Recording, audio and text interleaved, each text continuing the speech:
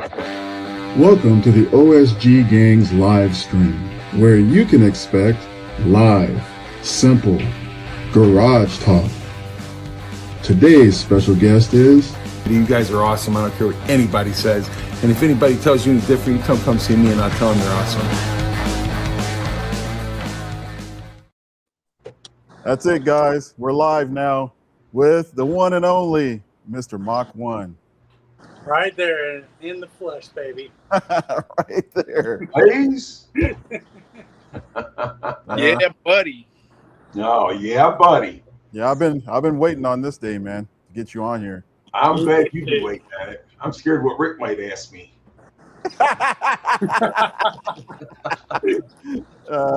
Go easy on him, Rick. No, I thought that you were going to start. I've been sitting in the backstage for I don't know how long. Yeah. And I wasn't sure, so we got it. We're good. We're good. We're definitely good. Well, how was your day, man? I had a great day. We did Father's Day today. All the kids, the grandkids was over. We had a good barbecue and that. Yeah, smoked some ribs. Yeah. But it seems like I did most of the cooking. Well, the question is, did you eat anything? I ate good. Probably a little better than I should have. Yeah. Oh, when I was talking to you on the phone, I was having banana pudding. Banana pudding? Banana pudding. Yummy. Oh. Yummy. Man, just the thought of banana pudding makes me gain weight. So I want it's horrible. It's horrible. I love banana pudding, man. I've seen him smoke turkeys and makes me hungry every time I watch. Yeah, well, I appreciate that. But yeah, I smoked a little bit of turkey, a little bit of ham, a little bit of this, a little bit of that. No drugs, though. No drugs. No drugs. Okay. No drugs. Just a few beers here and there. Okay, I got you. Well, I had a few beers. I don't drink or nothing at all now. So when I was a young guy, I did. No doubt, man. So, we was talking, you had Sean on here a couple weeks ago. Uh-huh. And I was telling you about the shirt he gave me. This is it right there. Oh, that's cool. Yeah, this is it right here. That's awesome. Yeah, I think he had to change his name after this one. He did have to change his name. Yeah. I guess it got in some kind of dispute with Ford over it. So. Well, Ford was going, and at that time I had a website, a Mustang website, Badass Mustangs, and they were going to sue us if we didn't change our names. We used Mustang, yes. Are you serious? I'm serious. Dude, that's ruthless. So we changed it, and then we turned around and sold the site. Some lady bought it. Oh man. So have you owned any Foxbody Mustangs? Have I owned any Foxbody Mustangs? I've owned a lot of them. Okay. I've owned a lot of them. I've junked a lot of them. Oh yeah. Back before they were so-called valuable, right? Yes, because my dad bought the junkyard in 1983. Oh, okay. So back then, the 79s, 80s, 81s, 82s, those were all like still new cars. Right. That had been wrecked and totaled and stuff like that. So, I mean, we shipped them out, we scrapped them, and just to get ahead of things, we used to have street racers coming by the bodies. They would take them out, use the bodies for a couple of weeks, then they'd bring the body, they'd take their engines and stuff back out, bring the bodies back, and we'd scrap them. Okay. Wow. Well, don't scrap them no more. That's for sure, man. No, that place is sold. I'm done scrapping cars. Yeah, don't scrap any Fox bodies, man. No, I'm done scrapping cars. So what was the reason behind that? Like the taking the car out and scrapping it afterwards? Was it because the car would get ruined after using it for racing, or? No. More likely it was because they didn't want the car back on the street because they didn't want to be recognized in that car no more. Oh. So when they brought the cars back to us, we would buy the bodies back and strip them and then scrap, the rest of the car. Oh, wow. Because most of these cars were wrecked So they would fix them enough to race them and bring them back. I guess Bone Shaker stopped by, huh? Say that again, Rick? Bone Shaker Garage must have stopped by. Yes. So oh yeah. So with that being said, and those guys, I was on a call list. So when these races would happen, they would call me and I'd go out there and watch them. So that's cool. It was fun. No doubt. So you've been on YouTube, I believe you said, since 2000, early 2000s, right? 2006. 2006. Okay. I started my channel. I was sick. I didn't have much to do, so I started making a YouTube channel. And what was your motivation? Just boredom? I needed something to do. I needed something to do, and it worked out. So, right. Actually, my first video was a drag race down Detroit. Okay. What's up, Jason? That was your first video. Okay. That was my very first video. So, what turned you on the Foxbody Mustangs? Well, to be honest with you, I had my 70. I've had the 70 since I was 12. But that car was up in the Upper Peninsula at my uncle's until I showed my dad a high school diploma. Well, we had the junkyard, and I bought a 79 Mustang that was a turbo 4-cylinder, and I yanked the motor out of that and put a 302, 83 GT 302 engine in it. Okay. Put a cam, changed the trans, changed the rear end and everything in that car. So that was kind of like my first real love with the Foxbodies. Okay. And then from then on, it was home run. Because you remember 79, man, that's when they first came out with the Mustang Foxbody, and I was in it. Oh, yeah, no doubt. You know? The boss is back, baby. Well, that was a little later, but Yeah, Rick, I think you're a little bit older than me, aren't you? yeah, a couple of years. Yeah. So you get what you was there, brother. Yeah, I'm old as dirt, bro. I look it too, don't I? No. Yeah, you're you're a little prettier than I am. That's all. I don't think so. I think the baby on here is Lewis. So Lewis, he's the baby. Yeah, but he's probably the smartest one of the bunch. Oh, I doubt that. Yeah, those young guys are smart, man. I've learned my lesson a couple times. Those young guys. Oh yeah, for sure, man. Yeah, there's old guys to learn from. I have a question. Since you lived through it, and you remember, well, you had a 1979. That was like the first year for the Foxbodies. Would you say that they were popular like since the beginning? Well, see, the thing about it is that they come out and they had that 4-link rear end already. Mm-hmm. So what were they using on the race cars? Yep. You know what I'm saying? So that was the thing. But it wasn't a 79 that I had. Mine was an 80. Oh. It was actually a turbo 4-cylinder. Okay. And I ripped that out, put a V8 in it, baby.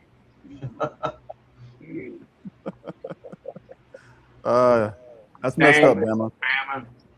If he's older than dirt, I must be really old.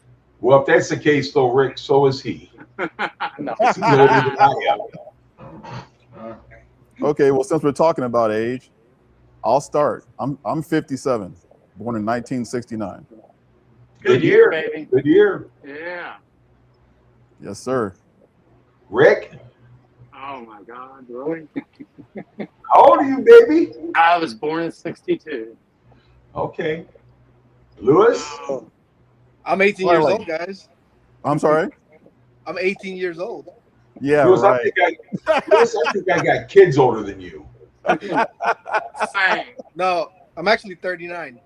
I got kids older than you.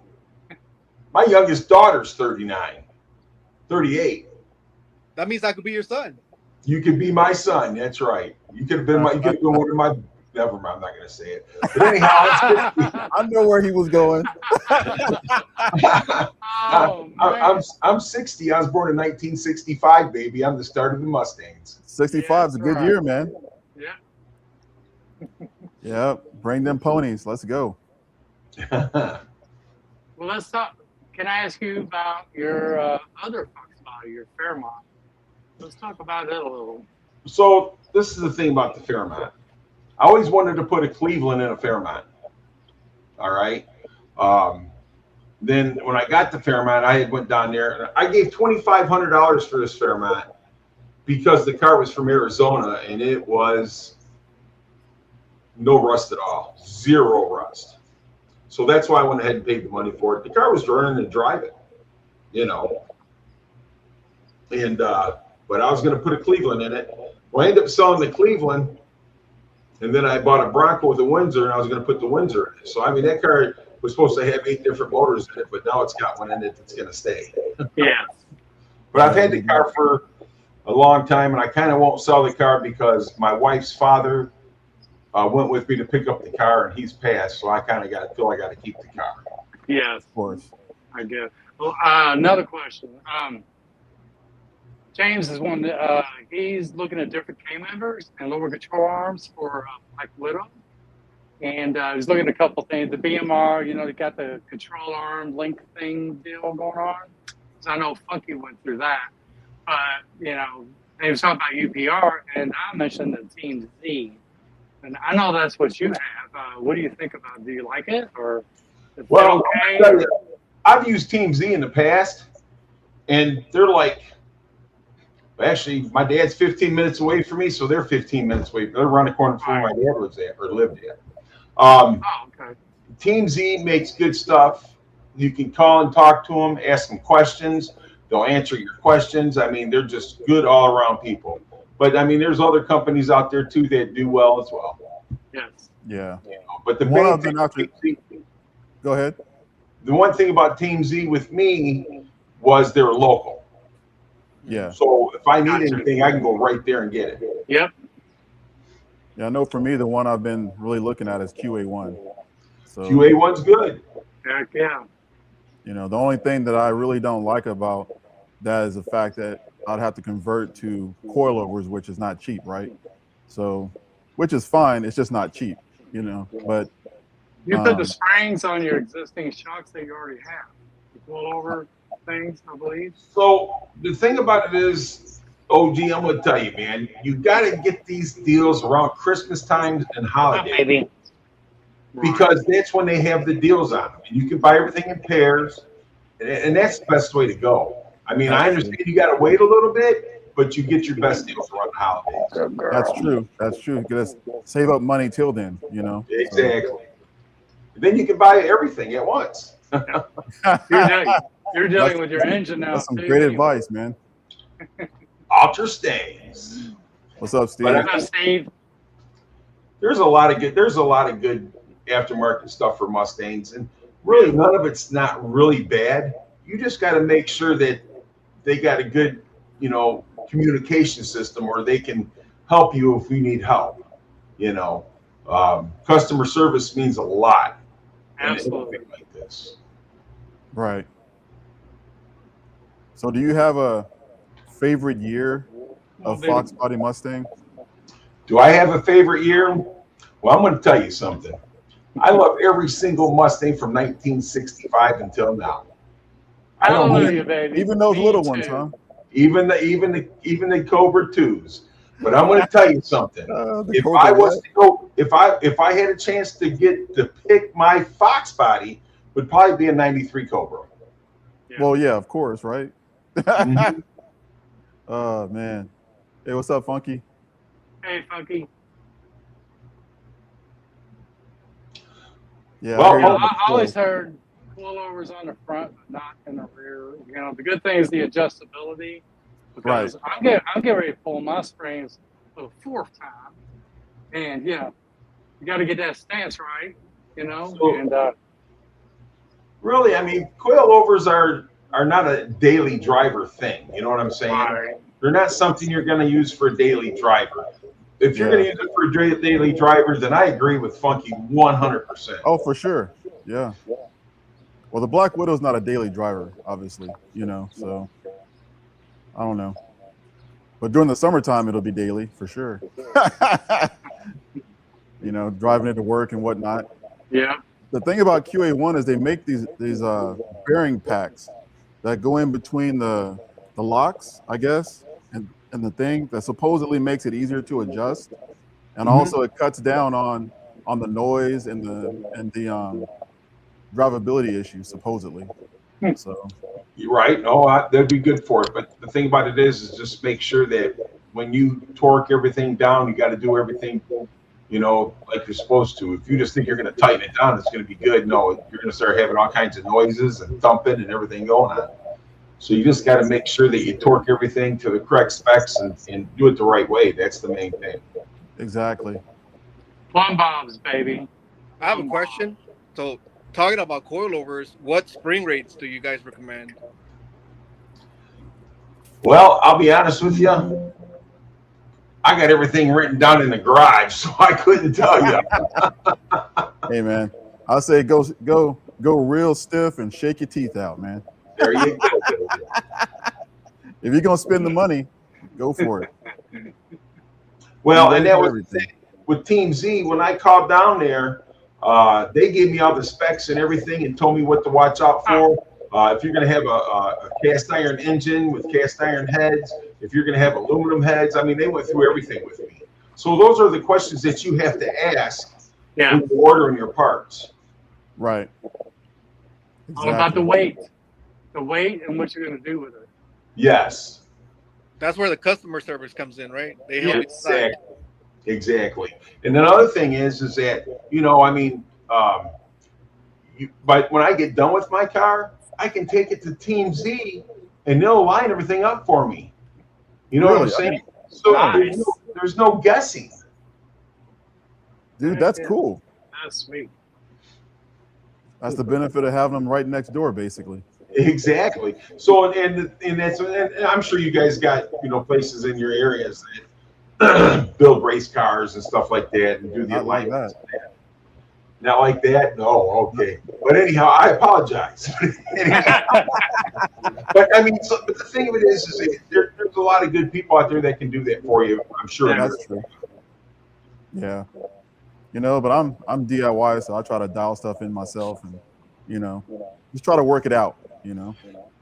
When I was younger, that was fine. But I'm getting to the point, man, where I don't want to crawl into these cars no more. Same. I know that's right.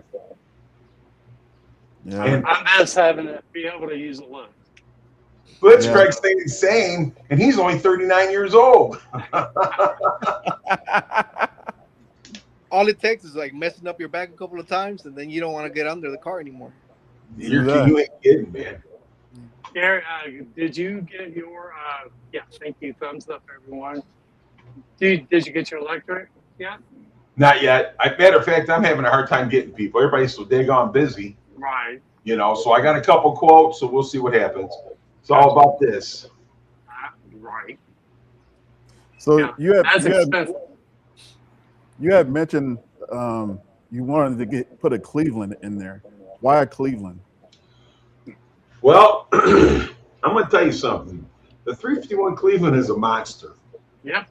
Those things, I'm telling you what, you can do whatever you want to them. They're hard to beat. They're hard to beat up on. They're hard to break. You know what I'm saying? The biggest problem with the Cleveland is the cooling system and the oiling system. They got things you can do with them to make them oil better. So I mean, they got their handicaps, but they got a lot more positive things on them. I can dig it. The head ports are this big, man. Yeah. Big as a can. Yeah. You can make them breathe. They start flowing at 5,000 RPMs where they start. Yeah. Well, I mean, my 70 at one time back in the day, you know, I could ship that thing at 7,000 RPMs and you know, so I don't do that anymore, you know, but back in the day I could do that. I don't want to fix anything that I break. I'm too poor and too old. Well, the thing about it is, though, Rick, we have cars that are actually very special. You know what I'm saying? You're right. We've gotten older and wiser. We don't want to break them anymore. Well, your cars are just for cruising, no longer racing, you know? Yeah, no, you're right. Exactly right. You have way too much to lose in those cars, you know? there's nothing to prove with a car like that, you know. It's No. just a cool car. Yeah, just a cool car. Something you look good in, and it sounds good. Hey, it even makes me look good. That's pretty good. Come on, man. I can't be as pretty as Rick. Oh, I don't know. Pretty ugly. Hey, I tell you what, I never met a pretty man, so it's all good. I don't know. I met some pretty men around here, buddy. Oh, Some of them, you I know, saw Lewis smile. Lewis wants that pink Barbie car. I live in the wrong state, man, to make that statement.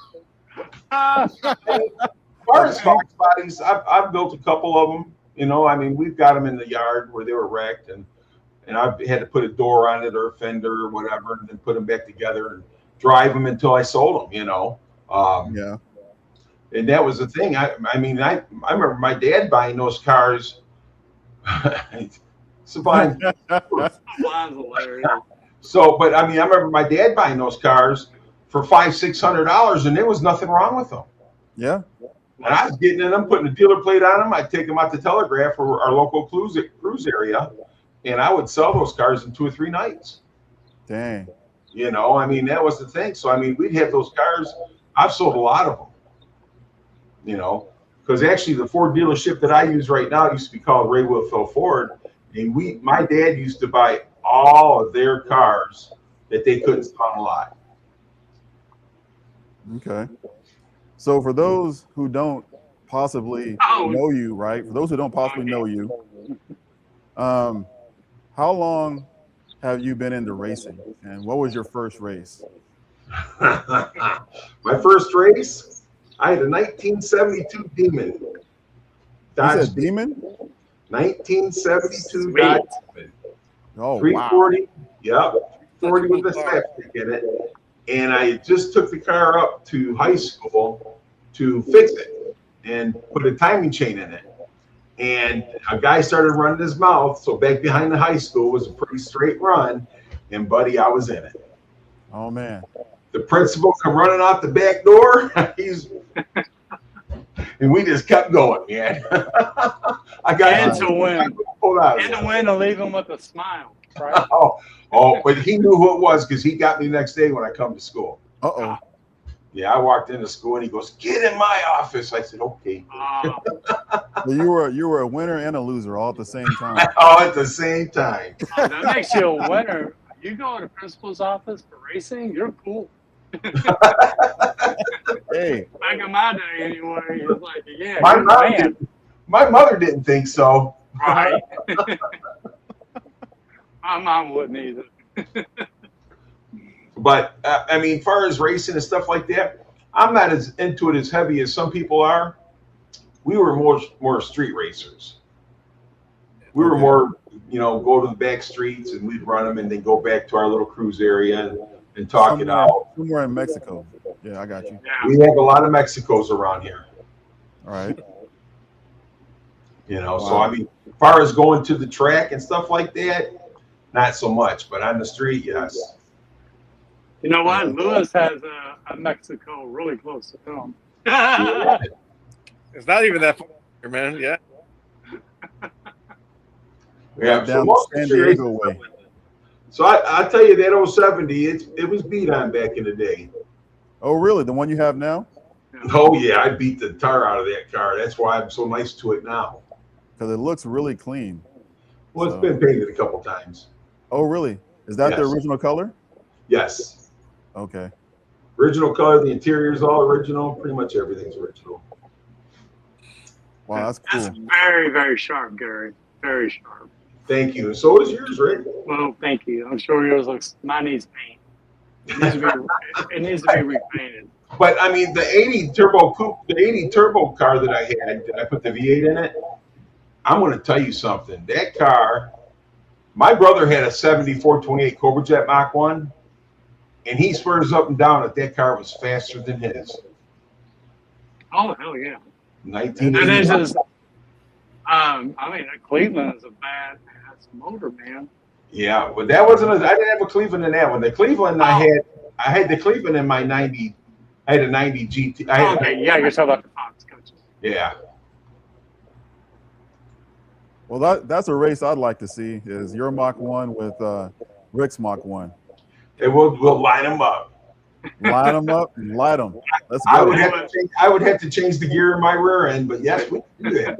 I'd have to get some tires because spinning ain't winning, baby. But it sure does look good while you're spinning. But then, you spank your car and you feel guilty. I mean, it's like, oh. Anyway. This is something I've always wondered. Like, you know how Ford had the Boss and the Mach 1 as well? So which one out of the two was like faster? So hands on the engine. My oldest brother has a 70 Boss 302. All right. He's had that car for a very long time. And 2005, I was in the hospital because I had congestive heart failure, being out in the heat too much. So I needed the money, and a guy wanted to buy my Mach 1, and I always told my brother if I ever sold it, he'd be the first one to get it. So he come up, he bought it. Actually, I got a 66 Ford short bed pickup out of it and some money. And I ended up selling the truck. But anyhow, he took that car down to Tennessee and had that car restored. My 70. So I had it all apart. So he had to throw all the parts inside the car and take it down there.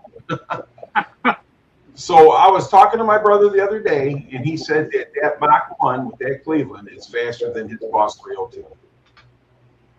Dang. Now, there's a guy that had both cars at the same time. He said the Mach 1 was definitely faster. Well, you've got a 351 cubes as opposed to 302. You're going to get the heads flowing at a lower RPM and have some more torque. Yes. 302, maybe great for a NASCAR track. Well, you got to remember the boss had the Cleveland heads on it. Yeah. Right. Okay. But I'm saying if you got more cubic inch to flow the heads, they'll start flowing sooner because they're drawing more air through it, more mixture. Well, they always say there's no replacement for displacement, right? Right. So this is a thing. That's a fact. I've seen these guys take these little small blocks and tear these big blocks off. Oh, yeah. You know what I'm saying? Nowadays, it's a different world than it was back then. Yeah, Well, I guess it's a whole different world. Small ones are built RPM. You got to have low gears, I would think, and this not. Well, and the larger cubic inch, you got to gear and tune everything. Just look at what the Coyotes are doing now. Incredible, little 4-cylinders. Yeah. But the Coyotes are beating like much bigger engines. You got Coyotes, because it's a well-built engine. Yep. You know what I'm saying? But I mean, yeah, like I said, but you get these little 4-cylinders nowadays and this and that, they're running, man. They can hold up to 1,000 horsepower. It's crazy. They could put twin turbos on those puppies and be gone. Exactly. Back in the day, Yes, sir. So, what kind of transmission are you running in your Fairmont, Fairlane? So the Fairmont is the C4. C4. Yep, I had it borrowed. It's got a manual valve body, reverse shift pattern. The Fairmont is actually a 351 Windsor Ford stroked out to a 414. The block is actually out of a 69 Shelby GT350. Wow. So I mean, it's got a good block in it. Yeah, it's gonna be a ground pounder. It's gonna be a screamer, that's for sure. Yeah, it's gonna Do you be fun. plan on taking her to the track at all? Or Oh yes, oh yeah. I think my street racing days are kind of far and few between. I got too much to lose nowadays. Exactly. Yep. Get older, you get wiser, man. So. I don't want to get my car. Are you sure? Some of us. Oh man. What'd you say, Rick? I wouldn't want to risk, because here the street takeovers are really hitting hard, too much, and they're crushing cars left and right here. Yeah.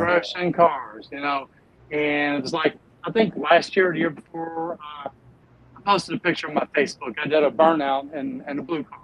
First, second gear, people are videoing. There's a bunch of people in the kitchen that, you know, that's never seen a car like that. So I'm showing off, right? I was going 10 miles an hour and ever. And then I take a little drive and I come back. And I pull the hood up on it. And everybody's looking at it. It's been a good half hour. Then the police roll up. This guy gets out. I've never seen that bad acne in my life. But anyway, so he goes around the car and he's looking at it and he goes, "Oh, no, was you racing? I heard you going down the bottom." I was like, "I wasn't." Because I forgot to close the hood pin, the little twist pins. So I pulled over the gas. So I know I wasn't doing anything. He was trying to trap me. And I said, "Look, officer, I don't want to insult you and lie." I said, "I did that. You know, I was honest with him." I said, "I was definitely in that street." And then he just got in his car and left. Well, he did say, "I'm going to search your car." I said, "You'll find some cleaning rags and that, you know, cars like you don't carry much stuff." Right.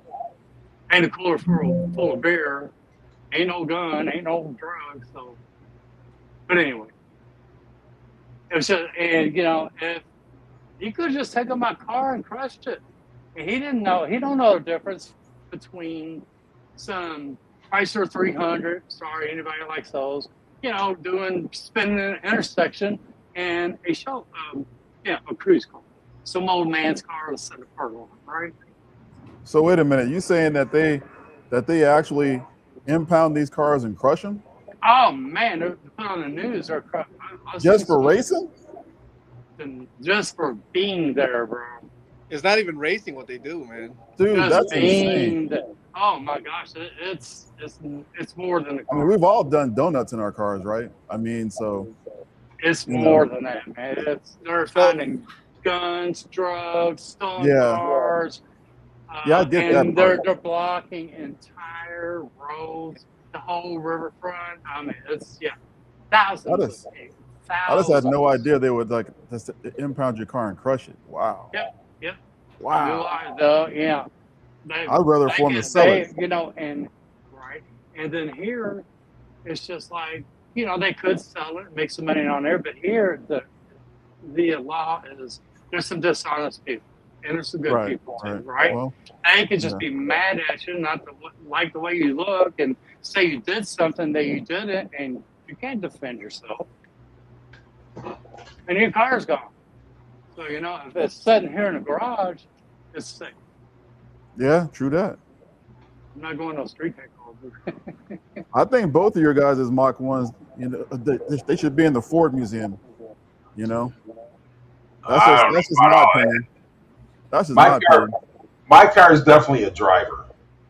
Yeah, it's you know what I'm saying. All cars are drivers. It's not perfect, or you know what I'm saying. I mean by I'm not scared to drive it. Look down your basement and see if there's something down there. Yeah, I see the picture. You want me to go ahead and put it up? You can tell us. Yeah, bring it up. All right, here we go.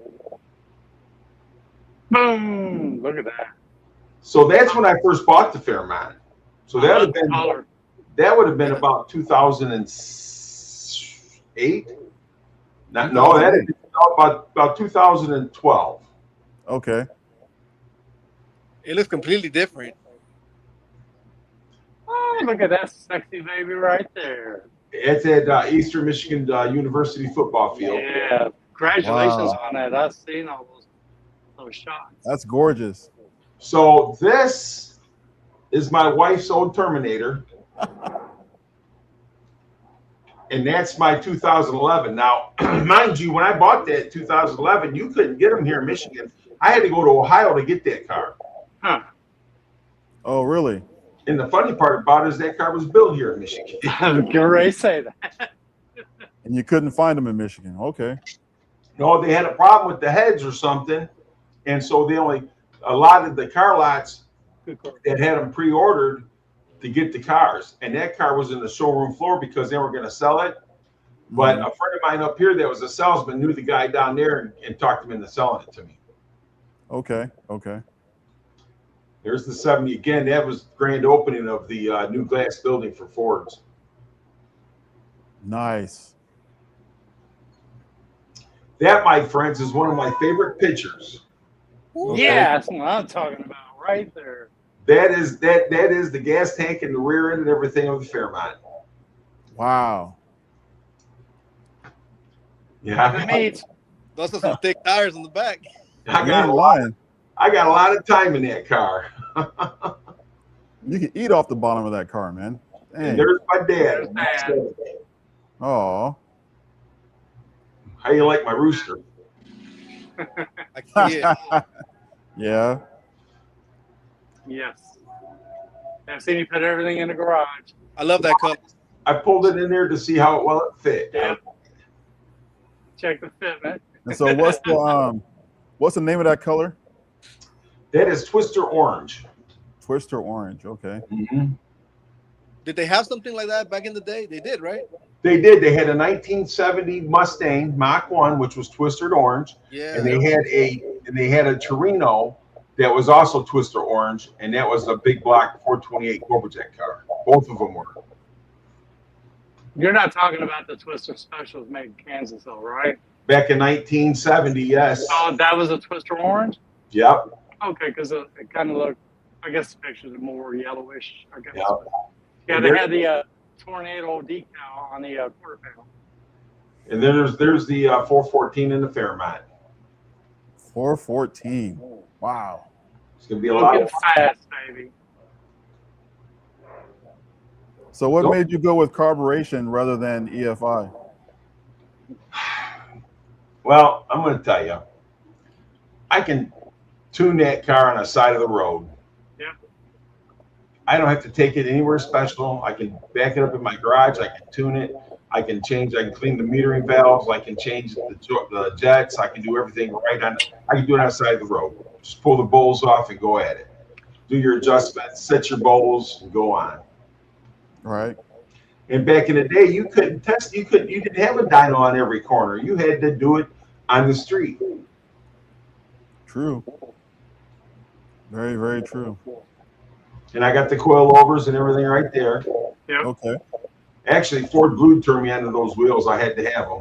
I got them for the front and the back. Yeah, they look great. You got some serious meat in the back. My goodness. Yeah. Oh, you don't want to see those. This right here was actually my daughter's car, the gold one. My wife had, this is a 97 stock GT, but she fixed it up the way she wanted it. If you can see back to the back, it had that big wing on there. Yep. Right.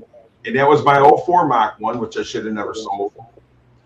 And then my son's Thunderbird. Okay. So we're definitely a Ford family. There he is. There's my buddy 69. That 69 actually was the commercial. You know, you had the two 69s and then the 21 in the middle on the commercial for the Mach 1. Yep. That blue car was the blue one in the commercial. Wow. No way. Yes way. Awesome. Is that the light metallic blues or the Yeah. smartphone? Yeah. Same as mine, I guess. It's a rare color. So cool. It's gorgeous. The color code 6, the bright blue, is more common. What Now about I don't know if you guys seen this video, but that right there, it's a friend of mine, 68 S code 390 4-speed car, all original. Dang. I thought that's what, is it a GTA or No, it's just a GT. Gotcha. Super nice. There's that. I told you that's my favorite picture. So did you mini tub it? No. Do you have any pictures of your control arms? There he goes. Love the intro. the intro? What's up, Sleazy? What's up there, Sleazy? Oh, And I told Gary when I met him, I said, man, you got that was the Chevy you had for a minute. That was the 55, yes. Yeah. You still have that, right? No, I sold it so I can get the electrical done in my pole barn. Oh, gone. It was a worthy sacrifice, man. Yeah, listen, I'll get, there's Sleazy right there. What's up, Sleazy? It was a worthy sacrifice. But that's such a cool car, man. It just It was reminds cool. me of that movie, the two-lane blacktop. So what was your plan for that one, for the 55? Basically, I was just going to make a nice driver out of it. Stupid Fast Truck gave me a 327 to put in it. I still have it, and I still plan on using it.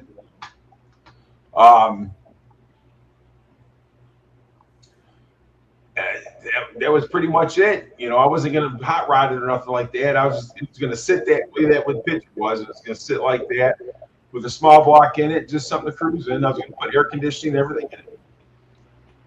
Okay. So tell us a little bit about your history with cars. Did it start with your dad? Was he into cars, obviously? Well, yeah, he had bump shops and car lots my whole life. Okay. So when we got into those cars back in the day, I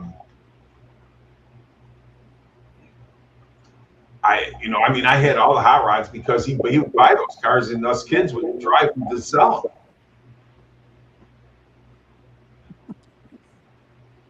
Sublime. He's hilarious, man. Okay. You talk about Mr. Personality right there. So did your dad, was he the one that taught you how to work on cars? He did. He was never really he was more of just a kind of a buyer seller type thing. Buy it, fix it, and sell it. Where, me and my brother was more like a gotta have it, gotta fix it. We're in love with it. You know what I mean? Yep, I got you. Yeah, for me, it's more like, gotta have it. I need it. I want it, but I ain't got no money, so I better fix it myself. So well, and that was the thing, because my dad was always like, get a car out back and bring it up here and fix it and drive it. Oh, really? Yeah. So it was never, here, son. The only car that he said, here, son, this is yours, is the 70 Mach 1. Nice. And I actually had to work for it because I had to show him a diploma. Okay. Well, that's good. That was his. That was worth it, baby. It was worth it. In both ways. Yep. All right, I got some more basement for you. Okay. There we go. So that was the wife's Cobra when we first got it. Okay. Nice. Did you do anything to that? Like, did you modify it? We actually ported the blower on it and had tuned. This one right here is my notchback. That's when I had the Cleveland in it. Okay. And that was just a fun car, man. We take it to track, run 12 O's, and just have a good time. Okay. If you see back there in the garage, that's my 86 that was back there. That's back there. That's the 70 when it was at my brother's house. That's the 90 right there with the Cleveland in it. This was my 86 that I found in the field, and the guy was going to make a race car out of it. And I took it, put it all back together, and had my uncle paint it. And yeah, it was a nice car. Nice. So was that just a stock 302, or did you do something? That was a stock 302 for 5-speed. Love the front nose on those. Yeah, I like the 4 eyes, man. Those are cool. Well, that was the end of an era. Mm-hmm. But yeah, the carburetor too. 86 was. 86 was the fuel injected. Fuel injected. Yep, the FI. But yeah, that was a car right there that I put. Like I said, it was all stock. Only thing that wasn't stock on it was the wheels and tires, and the hood. Man, it looks good. So many of those are T-top too, right? Like, yeah. You know what? Hey, Lewis, I don't want a T-top car or a sunroof car. They just have too many leaks and too many problems. Yep. I discourage everybody from owning one. So does convertibles. So Lewis can have the only one. So this was the Cleveland that was in the 90 notchback. Oh, nice. I don't know. I bet that thing screamed. Say that again. I said, I bet that thing screamed about friend. It was a 12 cutting up notchbacks and adding like the T-top roofs. Listen, I could run 12 seconds in that car all day long. You know, it was just a fun car. What were you saying, Lewis? Go ahead. Okay, No, I agree. there's a new trend of like people cutting up cars, notchbacks, and adding like the T-top on them. And I'm just thinking they're ruining those cars, you know? They are running those. This was a buddy of mine. They are ruining them.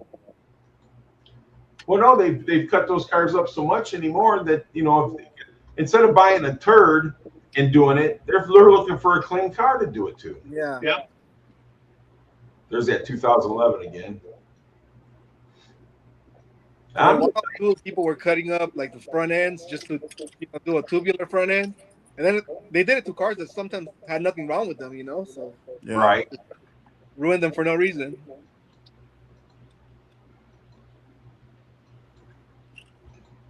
I know, like the Infamous project has his current project is a '93 Cobra that he got wrecked in the rear end, and he turned that into a T-top.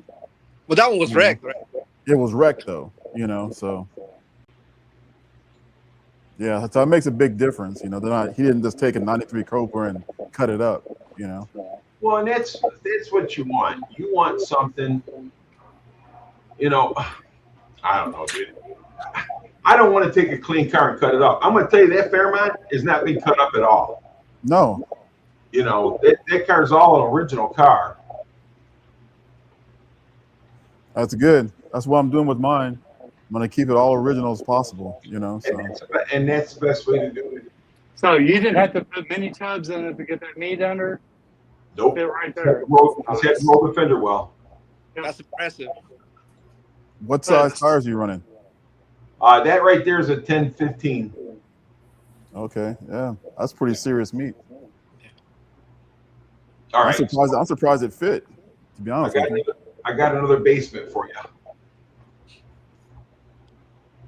So this right here was the 308 that I replaced the Cleveland in the notchback. See the Cleveland sitting over here to the left.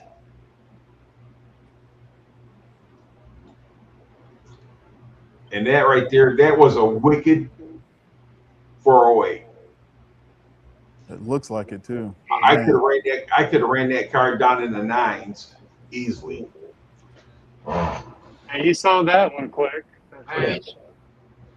So this right here is that 93 that I just had a year or so ago.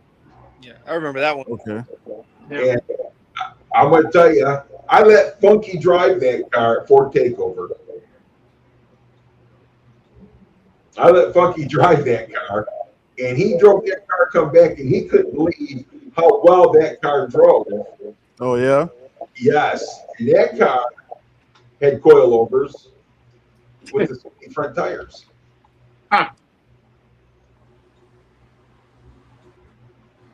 What kind of suspension system you had on it? I bought the car like that. I don't even know. Okay.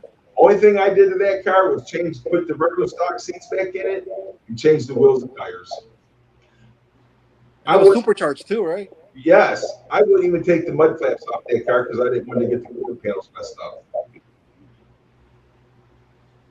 Wow. That was a really nice car. Mm-hmm. Like I said, Funky drove that car, man, and he couldn't believe how well that car drove. That was clean, man. I like that. I like the color too. That car was, and it had ghost wings on it. I like the 10 holes. Those are nice. Mm-hmm. And that's the same thing I got on a Fairmont. So what do you think about 10 holes on a GT? Love them. I've never seen it. These are the wheels right here that you want to get because you can get the 15s or you can get the 17s. That's a special cut wheel. Oh, really?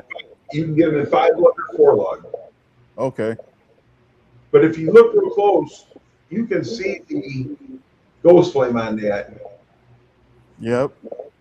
Yep. I can see them. There's a red, it ain't that car. Those got ghost flames. Just like same color. Got a car show I caught last year. Took a video of it when they posted. But you couldn't see ghost flames until you got right up on it. Those are the wheels that was on it when I bought it. Those aren't too bad. No, they're not bad at all. I just like. I'm just not a big chrome person myself, so. Either am I. What's that all saying? Chrome will get you home. Ghost Flames gave 10 horsepower. Okay, That's thank you. right, baby. Maybe air slick. Just 10 horsepower is better than no horsepower. That's it. My goodness. Ain't that pretty? That is pretty. That's one car I've never ridden in. Well, that's the wife's GT350. Dang, that's nice. She spoils me, so I got to spoil her. Well, of course. Look at that. Who's Camaro? That is a friend of mine that I work with. We did that for a car show that I have at the Union Club. Okay. That's nice, man. Probably like a 70 something or 78 maybe. That's a 79, I think. So with your new garage in the back, do you plan on moving your Fairmont project back to the new garage or keeping it in your current garage? That is going to be the first car that I finish in that garage. As soon as I get that garage done and get the hoist and everything in there, that Fairmont's going in there, and I'm going to get it finished. Nice. That's going to be cool. My wife will not let me buy another car until I get that Fairmont done. Yep. That's incentive, baby. Are you planning on installing a lift in there at some point? Yeah. Oh, no, I'm going to get a lift in there. Nice. I haven't rode in either of Gary's Mustangs. I just realized that. Wow. Well, you know, Funky, you did drive one.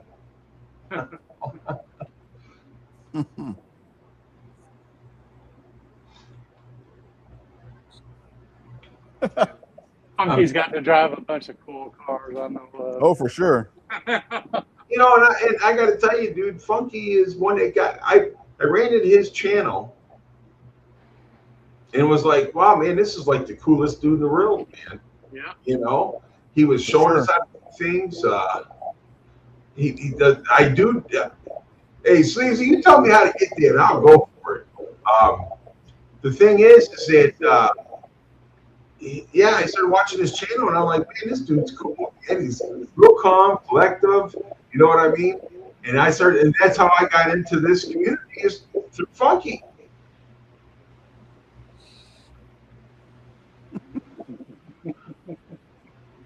That Fox don't Yeah, your channel and his is probably the first two I started watching. Besides, a couple others. But Yeah, you guys do I good work. started watching Funky, and I was bad health at the time, which I told him, he knows. And watch his videos got me through a lot of time. And Funky, I appreciate that, bro. Really do. He said he's the gateway drug. Okay. Well, but there was a thing, though. I mean, this community was hard to get into, because of certain people. I ain't saying no names, because they wanted to keep it locked in, just them and their little friendly group. The gatekeepers, huh? Yeah, So I mean, but Funky, like I said, Funky opened that gate and let us in. The other guy, he didn't want us in, man. That's too bad. That's too bad, because when I think about this Fox community, I don't see that, but I'm sure it exists out there. Well, years later, it's different. There's a lot more channels.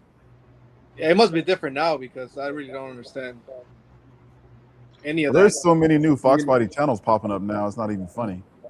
Well, this is the thing, all right? You got guys, and I'm going to use us as examples, that love to meet new people. Definitely. And so we let these guys in until they show us different. Yeah. Yeah. So I mean that's the thing, Like Sublime, me and Sublime's really good friends, The first time I met that guy, dude, he was like open arms, man. You know, but there was other ones that you kind of like, you know, they wanted to keep those certain people in a certain group and didn't want to let anybody in. But I'm in. Make your own group, baby. That's it. But the Foxbody community is probably one of the most giving communities out there. I agree with that. You know, that's a little strange because when I think about the Foxbody community on YouTube, I think of channels like yours, Mr. Mac One, like Funky. You know, Yep. you know, I mean, you guys are pretty much out there, like going live, and a lot of people just show up to your channels. You know. Yes, they do. You know, there's so many channels. I can't even comment on any videos anymore because probably over 100 channels I subscribe to. And, you know, and I watch everybody's video every time. But I like to watch it on a big screen TV. You know, usually late at night, I go to work or whatever. Then I fall asleep. No sense making a comment the day after. That shit sold, baby. Well, I mean, I'm gonna use OG up here. So I was friends with Mark. Actually, I kind of drung Mark into this community, you know, because he kind of had a channel and stuff like that. So I kind of dragged him in here, and he come in here and he made a ton of friends. Then OG one day sends him some taillights, and I mean, that guy's got to be a great guy. So I went right over and subscribed to him because that's what we do, right? Well, I appreciate that. Hey, man, I'll be trying to point people your way all the time, and that's what this community is about. That is what it's about. Well, I know when I first got on here, man, I was watching like Funky. I'd watch like your channel, and then I watched Brutal's channel, Neo Mustangs, and then of course, you know, Foxcast Media because he's so big, you know. Right. And then I think it was Paul the Fox turned me on to Rick. Yes. You know, and then so I started watching Rick's channel, and I was like, oh, Rick's cool, man. Let's check this dude out. And then Mark is the one that pointed me in the direction of Mr. Blitzkrieg, Lewis, and then you know, and then just kind of went from there. You know, me, Lewis, and Rick have been like thick as thieves for a few years now. Well, that's nice. That's nice. But I mean, like, you know, when Lewis came into this committee, it was like, man, this dude's cool as hell, man. So we started watching his channel. Then he disappeared. So we kind of owe him an ass kicking for that. Yeah. But he had a baby. He had things going on, so we give him a pass. Oh, with a name like Mr. Blitzkrieg, 1987. I mean, he has to be cool, right? Right. He has to be cool, bro. Lewis had a baby, and YouTube doesn't pay anything. Just 2 statements. Look, you got to take care of family, man, no matter what. Absolutely. Family first, man. Family first. With me and myself, my channel, I got 2 years of videos not posted. My dog died Christmas, so I quit. We love those damn dogs. Yeah, don't we? I'm telling you, man. We love those dogs. You know how it is. But anyway, so I just gave it up for a minute. But I'll be back. You disappeared a little bit, and we're glad to see you back. Oh, there's things. Rick, when I first met you, Rick, you was pretty sick. Yeah, that's what I'm saying. You was pretty sick. They gave me 2 weeks to live, actually. So really? Yeah. Well, you fooled them, didn't you? I sure did. And that's when I was laid up. I was laid up in a chair. You know, that's why I started watching YouTube a lot. Hey, T. And what's up, Bear T? Thank you. He's a funny guy, man. He's hilarious. He's silly. But, Yes, they're in the house. But yeah, I had SARS pneumonia back in 2003. Oh, really? They didn't expect me to live through the night. And my nurse, she come in the next day, and I had my glasses on, and I was reading Hot Rod magazine. You showed them, baby. Yeah. She said, "Wow, I'm still glad to have you." It was a rough ride, but we made it. That's good. I'm glad both you guys are okay. Survivors, Yep. baby. I know I've learned a lot from both of you guys. So Oh, No, yeah. we're learning from you. We're learning from you. I definitely have been. We should be interviewing you. No, That's coming. you're the world's shortest interview, man. No. One day we'll do it. We should interview Lewis though. You know, he's got all those. He's got all those Fox bodies. He's got the one called the Roach and all that, man. I Yeah. have nothing cool, man. You had Where's that Fox coming? bodies are cool no matter what. Yeah, that's So- true. But you know, nothing compared to like all the cool stuff like Let me- Ray-Ban or let me explain something to Oh, you. cool. Lewis, we all started there. Yeah, true that. We all started there, man. And I had a buddy of mine, they had money, and so his dad would buy him all the cool cars, brand new ones and this and that. And he always put down the junk we drove. Wow. Always put down the junk we drove. So one day, this is just right out of high school. We was at a party one night, and he pulls up in a Corvette, one of the slowest Corvettes ever built, 1984. And he's wanting to race, man. And I had that old 70 Mustang, and it ran back then. And I said, let's get it. So we went out to New Mexico because it was a new road. I caught New Mexico. Okay. And we hit Buddy. I tore his ass up, and he quit coming around. Oh wow. You gave him a good humbling. Yes, he couldn't believe that old Mustang whipped that new Corvette. And we all know those 84 Corvettes was the slowest thing on the road. Yep.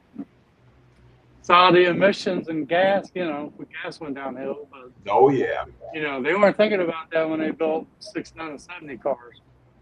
So let me tell you something. Every car you own, Mr. Blitzkrieg 1987, is someone's dream car. True that. Absolutely. That's true. True that. It's someone's dream car. Because at one time, it was your dream car. Yeah, Am I right or am I wrong? Huh? That's true. Yeah. That's what I mean. Remember Amen to that, Lewis. Remember that. Yeah. You made him smile really big, Gary. What's that? You made him smile real big. But it's the truth, though. It is the It's truth. very true. Sometimes you just get caught up in everything. You don't realize things James, like when that. James, when you were growing up, what was the car you wanted the most? The car I wanted the most, Yes. honestly, it was a 65 Mustang. That's what I wanted the most. But that was a Mustang. You get what I'm saying? That was It your was a Mustang. I've loved Mustangs my entire life, but don't ask me why my first car was a 74 Vega. Well, So- I got a story about a Vega I used to own too. Yeah, if you had the V8 Vega, you were great. But Yeah, we had, I seen 2 Cosworth Vegas at the cruise tonight. Cosworth Vegas, those are cool, man. Yes. I'm not a fan of Vegas. Well, or my like dad paid like $700 for it, so I drove it. So Right. If back it was, then, $100 was a lot of money for those cars. yeah. back then, yeah, it was a lot. But see, this is the thing, man. Like I said, my dad's always been in the car business. He had car lots, junkyards, body shops, and we get all those cars and the cool cars we drove and left the dealer plate on, took them to our local cruise, and we sold those cars, And then, so I guess I was living the dream back then too, Yep. But this guy brought this Vegas station wagon one time from the south, and my dad bought this car, and it had a 350 with a big old 4-barrel carburetor on it. He had 2 fuel pumps on that thing, one for the front bowl and one for the back bowl. Dang. So if he was cruising, Case Puzzle Fox. you just ran the 2-barrel, right? And then if he was racing, you clicked on 4, you was running off 4 barrels. Yep. So I get that car out the telegraph, man, and this guy pulls up next to me, and that Vegas sounded good, right? He goes, $20, $20, and was at the right light. And man, I flipped that other switch on there, dude, and at that car and did a nice burnout at the light right there, and then we left. We went, I drove back around there, and that guy followed me, and he goes, "You got to have nitrous on that thing." I said, "No, it's just a 4-barrel carburetor." You know, he bought that car. Yeah. He bought that car. You ever race for pink slips? No.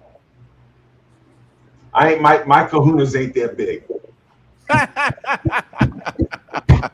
If I lost one of those cars, I'd have been hung. Oh yeah. Yeah, no doubt. I'll just keep right on driving. See ya.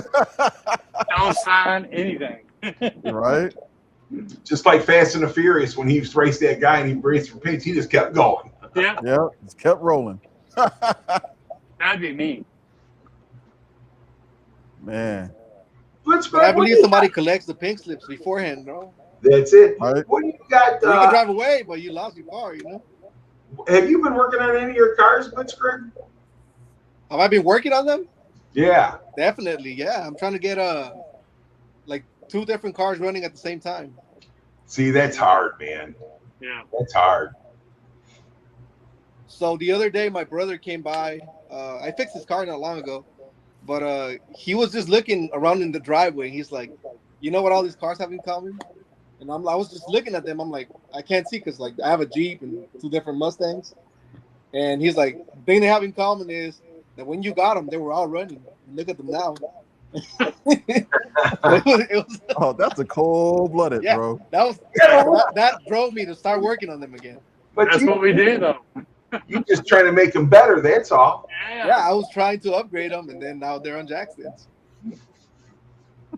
That's when you go into the boxes of parts and say, "Look at this, look at that." But it's things like that you know drives you to want to like, you know, get on and fix them. You know. Yep. Yeah, I know. Well, just think, man, if I would have dumped all that money in that pole barn, I'd have money to finish that Fairmont. I'm broke. I know. Trust me, I know. I'm basically soaking money into an engine, a 363 for the Black Widow. Dude, you know, that's gonna be nice. Yeah. A lot of times too, it's just like having the time to dedicate to work on a car, right? Like, Yeah. because it's not a lot about being broke because like people collect a lot of parts, so they'll start gathering performance parts, and you know they'll build a pile of stuff. Like I'm guilty of that. Like I'll build a pile of stuff, and I just never get around to it. Yeah. So a lot of it is the time. You know, it's not even about the money. Time is definitely. Time's not on my side lately. Well, I got my dad living with me now, so I mean, I'm more or less in the house because my wife's with him most of the time, and I got to try to stay in the house with him to try to free her up, you know, so she'd go out to the coffee shop with the daughters and you know do things with our kids and stuff like that. Of course. You know. How old is Dad right now? It's in the 90s, right? He's 95. 95. I was gonna guess 97. 95. He's doing great. Yeah, he's doing great. He's doing good, but his mind's gone. His mind is. Yeah. It's not what it once was. Well, man, my hat's off to you for taking care of your dad, man, and prioritizing your family. A lot of people don't do that nowadays, you know. No, they want to shove their family in a nursing home, forget about them. Right. That's too bad, you know. But I was the one kid that was always by my dad's side, whether, you know, no matter what, I was always there for him. And you can ask my wife, should tell you, I was always there for him and my mom. Yeah. I was the same way with my parents, you know. I took care of them, you know, so. And then, you know, my wife, you know, she would, when my dad just had to go to a facility, we'd visit him every day, you know. And then so, but my wife would go there when I'd be at work, you know, and she would literally like, you know, be sure his meds were there, be sure he was taken care of. You know, she would personally like clip his fingernails, his toenails, be sure he was okay. You know, and that's why I say, you know, I owe a lot to my wife, you know, because she has really been there and helped me, you know, so. So basically, you and I are in the same boat. My wife when I was sick, my dad's sick, she makes sure that he get everything he needs, even though he really takes her off a lot. Like, a lot. She still does for him, just like she does for me. And she's really good to him and that. And my wife, she's my hero, man. She really is. Yeah. My wife is my hero too, man. So we're in the same boat. We get it, man. Oh yeah, we get it. Having a good spouse by your side is priceless, especially in times of need. You know, someone you can really trust, right? So Right. And that's why she's got the cooler car, right? Yeah. My wife's got the cooler iPhone, so it's all good.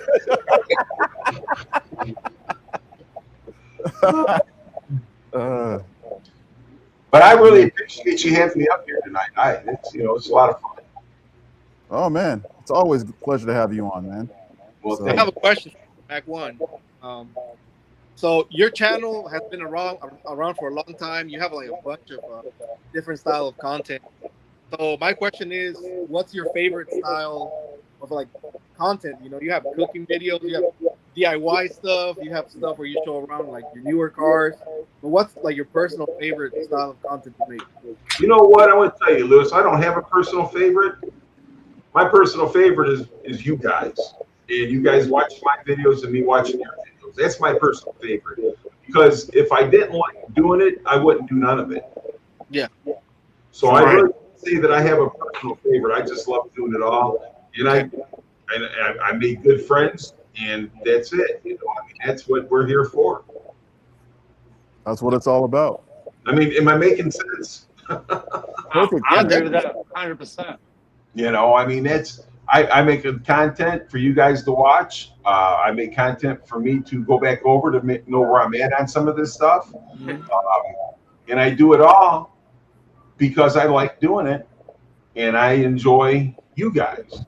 Yeah. I enjoy the comments. I enjoy when you guys say, hey, you need to do this, you dumbass, because you're screwing up. You know what I'm saying? I enjoy that stuff. I get a lot of that too. Yeah, so do I. So it's all good. Yeah. Well, Gary, we enjoy you. For Well, I sure. appreciate that. I'm glad somebody does, because Sublime sure gives me a hard time. He needs a hearse to roll up with all them clocks in it again. Yeah. Funky says camping, homesteading here, and making my dumb videos. Hey, nothing better in life, brother. Well, I mean, the thing about it is, I'll be honest with you guys. If we lived near each other, we'd probably all be divorced. Probably. We'd be with each other more. We'd be with our family. Have our cars working, you know, all kind of stuff, you know. Oh, we'd be competing. Oh, well, I got to outbuild his car, so it costs a lot of money. Oh, Rick, I'm going to tell you something. I don't think we compete. I had a guy that lived down the street from the junkyard, and he had a 69 Le Mans, and he would all the time, dude. He's come down there wanting to race me. I did this, man. Let's race. And we was just racing for fun. We wasn't racing for money or nothing like that. And I just bust his ass every time. So one time I just let off the pedal, let him pass me up, so he put in me. But now you have to listen to him brag. Matter of fact, he never said nothing. He just come back and said, I got you. He goes, but for some reason, I think you let me. You're like, so he knew. Oh, that's funny.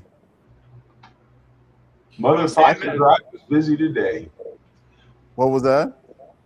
Funky said Mother Foxer Garage was busy today. Well, good. See, and that's the thing, though. You take a guy like Funky, look at him right now. He's helping Barbecue build that engine. Yep. You know what I Mexican mean? block. He takes that. He's good, man. Yes, indeed. He's good. He's good people, and he'd be right there with you. If you got a question, you can call him, and he'll give you an answer. If he can't give you an answer, he'll tell you to go see somebody that can give you an answer. Exactly. Well, I put the link out there, guys. So if you guys want to jump on, you can. Want to jump on the panel? Come on, You're more guys. than welcome to now. Come on, Funky. Let's get funky up here. Wow, I posted it and you guys posted it, so nobody should miss it. I see it.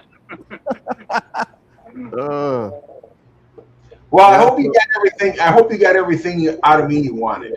Well, when it comes to your channel, what's the number one thing that you want people to know and understand about Gary?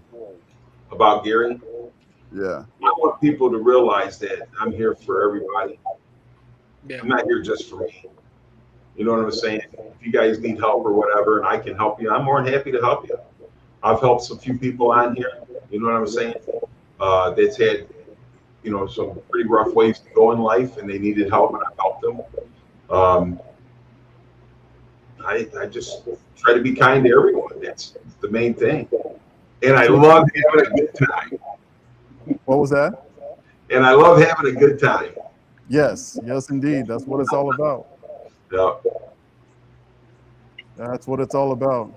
I mean, what's life just helping yourself, you know? It's just a boring life.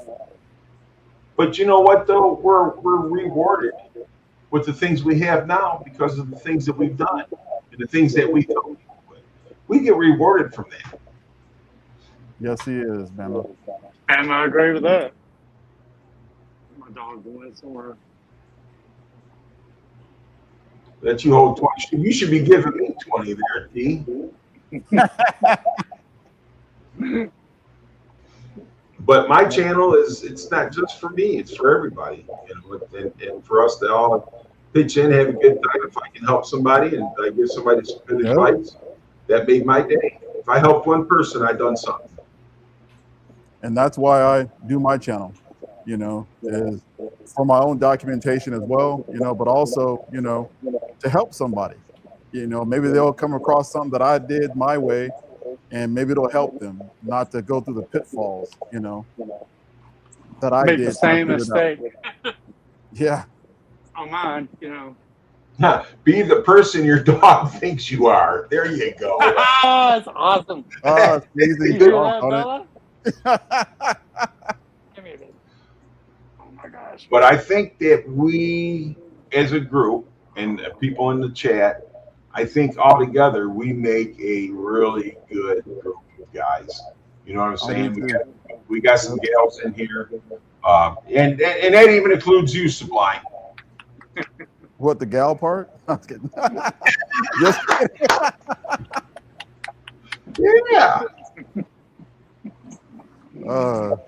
But no, I mean, I think it's a great group of guys, man. You know, I think everybody helps each other, and we actually, I would say, sincerely care about each other. You know. Yeah. No, we do. We do. Absolutely. Nothing fake about that. You know. Like I says, it's a good thing we don't live near one another because we'd be in trouble. I'm not married, so y'all have to get rid of me, or your wives would. No, my wife might be happy because I'll be leaving her alone. Well, I'll be there at dinner time though. Come on, baby. Yeah. Well, But I have to do something to keep my wife happy. You know, as my dad always used to say, you know, you get to a point where it's cheaper to keep her. You know, so. Yeah. Cheaper to keep her. Well, you know, the thing about it is my mom passed away in 2009. And my mom always told me the first thing in your life better be God. The second thing in your life better be your wife. True that. And the third thing should be your parents. I go, what about my kids? You can deal with them anytime. I love it. Good advice, man. That's good advice. Oh my goodness. So how many siblings do you have, Gary? I had 2 brothers and a sister, but now I have 1 brother. Because my sister and my brother, they both passed away. Okay. I'm sorry, man. Thank you. Yeah, I remember your brother passing. Yeah, my brother passed. My sister, she had ovarian cancer and some type of leukemia. Oh man. So she Man. got double tapped. Cancer sucks, bro. Yes. Yeah. God. Yeah, cancer took my mom out. It was lung cancer. So Really. Everyone I've known, my friends or whatever, that's not here any longer, except one person died of cancer. Yeah. Everyone except one. What's that, Matt? What's up? What's up? what up, Matt? So wait, Gary, you just said that even includes you, Sublime. I was actually dozing off, so I missed the whole conversation. I was telling you guys that you were kind of all right. Oh, okay. Yeah, no, it's not because the stream's boring. I got 4 hours of sleep last night. I didn't get home from the drag strip until like 1 o'clock in the morning. Dang. Yeah. So you're out there racing your car? No, the snowmobile. That's awesome. That car can't beat nothing, man. You got to race a snowmobile. Yeah. Snowmobile's funner. Oh yeah. Oh, yeah. So you kidding me? Riding a foot and a half, 2 feet off the ground, going 100 miles an hour on the 8th? Sure, why not? Dang, bro. That actually Wow. blew my mind. Like when I went to Sublime's channel, that was the first time I've ever seen a snowmobile race. My buddy ran his personal best last night, 569 and 121 in the 8th. I'll be right back. Dang. Yeah, his is a turbo sled. 61. Jeez. Wow. No, Okay, I had no 569 idea. at 121. Oh, okay, gotcha. I had no idea they raced snowmobiles. That's crazy. Yeah, it's like I said, the guys I race against, man, a lot of them are really, really good. I mean, even to make the top 3 and get a trophy is you're doing something, you know. These guys are freaking knocking off reaction times that are double O's or 01 something, you Damn. know, and it's just, yeah. Cool stuff. That's what wins, consistency. Yeah. Well, that and the sled needs to be consistent too. Obviously, it's bracket racing, so you got to dial, you know, you got to dial in the time and stuff. Right. How'd you get into that? My buddy that owns the snowmobile, we met at this NASCAR simulator place back in the early '90s, and you know, he told me that he had snowmobiles that he races, and I went with him one time, and then he let me take one down the track one day, and like a perch on a freaking nightcrawler, man, I was hooked. Dang. And now you race them yourself, huh? Yeah, it's still his sled that I use. I Okay. might be getting one when I get my year-end bonus. I might get a one of our buddies that we race with. He's got a basically the same turbo sled that my buddy has for like $3,000 that I'm probably going to pick up. Do you have to have a Do special those things racing get license? modified, or are they just passed from the factory and whoever has like the best one wins? No, like I said, it's bracket racing, so the fastest that's sled hilarious. doesn't always win. And what did you ask, OG? I read this comment and now my mind's gone. Oh, Like, Hold what on. the heck? I told you, oh my God, T. keep you rolling, baby. Yeah. Totally lost my thought. We're talking about blowmobiles. I mean snowmobiles. Oh, Yeah, so like do you I need a said. special license for that? That's what I was asking. Say what? Do you need a special like racing license for it? No, not at all. Really? Just Okay. show up and as long as you got one that passes tech, you're racing. That's what I'm talking about. Oh yeah. Wow. And tech isn't much. All you need is to make sure that it starts, and when you pull the tether, it freaking turns off. That's basically your tech. Dang. Yeah. Now, that sounds like a lot of fun. Oh, dude, it is. It's like I said, the 60-foot times are the sled that I used to race for like 10 plus years. I think my best 60-foot on that thing one time was a 121. 121. A 1.21, yeah, 60-foot. Dude. And I rode my buddy's turbo sled down the track once and ran a 930 spinning out of the hole in the quarter Dude. at 138. Jeez. Just think if that leather, man, if he hit that asphalt, dude, they would rip that leather right off you. Nice. You leave both cheeks on the ground somewhere. That's for sure. 138 on something that small. It feels way different than a car. Again. Oh yeah, yeah. So do you guys get strapped into it, or Nope. You just hold on for dear life, huh? I mean, you really just got to survive the 60 foot. After you're 60 foot out, it's point and shoot. You know. Right. Yeah. So the tether, if an accident, I guess, cuts the engine off, right? Yeah, that's in case you fall off. So then the teller's got to either be attached to your bodysuit or wrapped around your wrist. So this way, if you fall off, the sled, turns off and doesn't go running out of control. Well, I see those guys do the grass drags and stuff out here, and I'm telling you what, man, they spit grass like a rooster tail. Oh yeah. Yeah. Oh yeah. The sand racers too. Yep.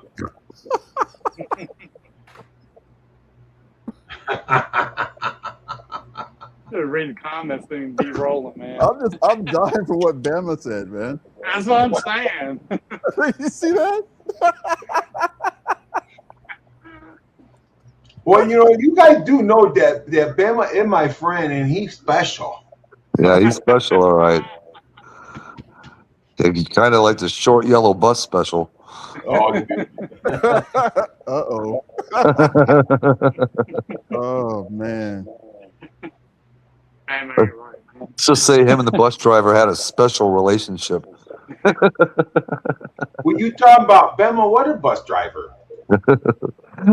That's why he became one, because he got he got manicured by one. I didn't know he was a bus driver. I didn't know he got manicured. I didn't know he got manicured. He not butt driver. That's a PC way of calling it. I got it.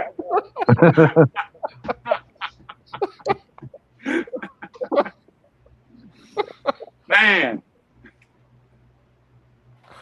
Oh, y'all got me. No, we shall sort of together, not together. I took the Camaro for like a 45-minute drive today. Well, 45-minute drive each way. Dude, I was going to ask about that because I've been seeing your stories. Are you out in your garage? No, I could be there in a minute though. Get out in your garage and show me that car. Yeah, I want to see it. Oh boy. Now you got a Camaro? Yeah. Yeah. So basically, I guess it's a 71 Camaro SS Resto Mod ish. Okay. Oh. Which way is my camera facing here? I don't know. Okay, we're right way. All right. Hopefully my dogs don't do something they're not supposed to while I'm out here. And I'm babysitting a pit bull. Oh. Why in the world you got to babysit a pit bull? They can take care of themselves. Yeah, she's a great dog. She's a baby. Oh. She's a good dog. All right.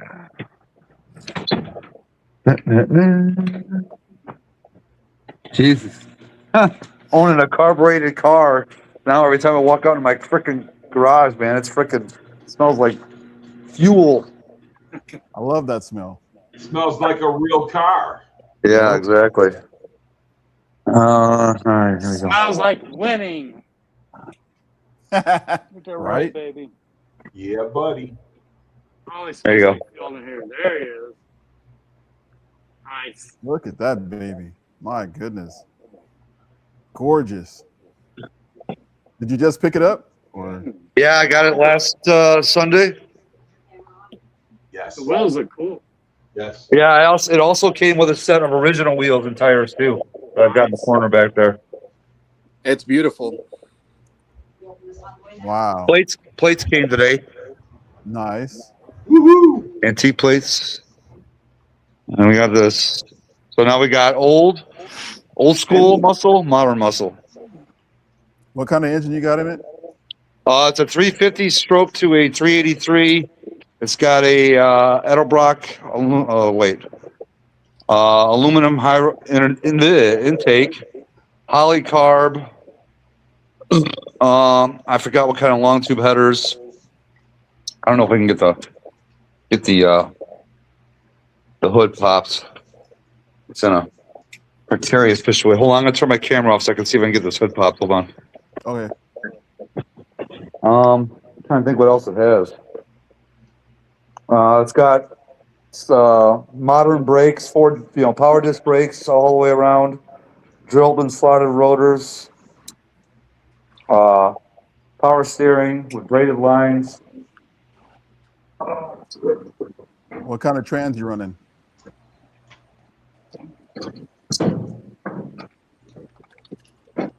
Turbo 400.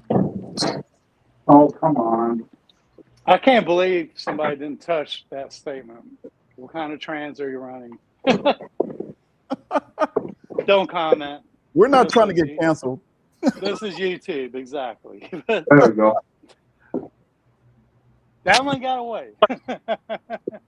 Yeah, it did. Now the question is, can I turn my light on? There we go. Did you pay your light bill? Wow, that's super clean. Very nice.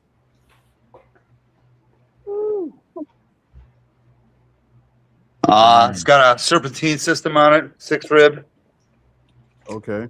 4-core aluminum radiator with dual 10-inch fans. There's the braided lines for the power steering. Nice.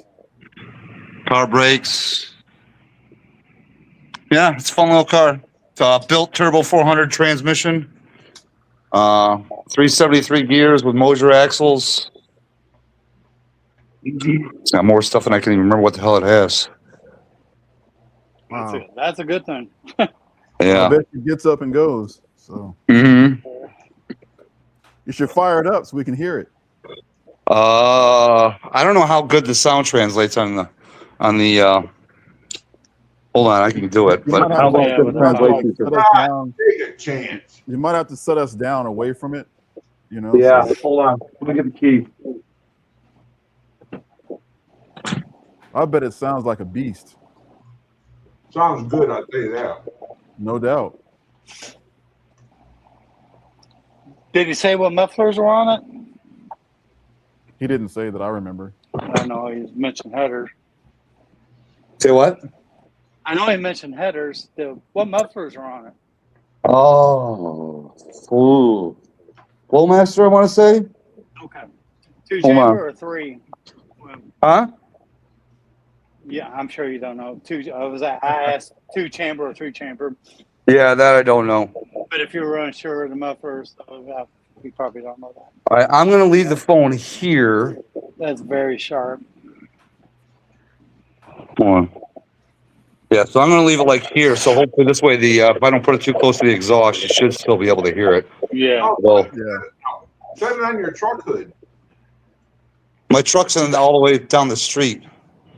Here, I'll put it on the window of the Mustang. That might be too close.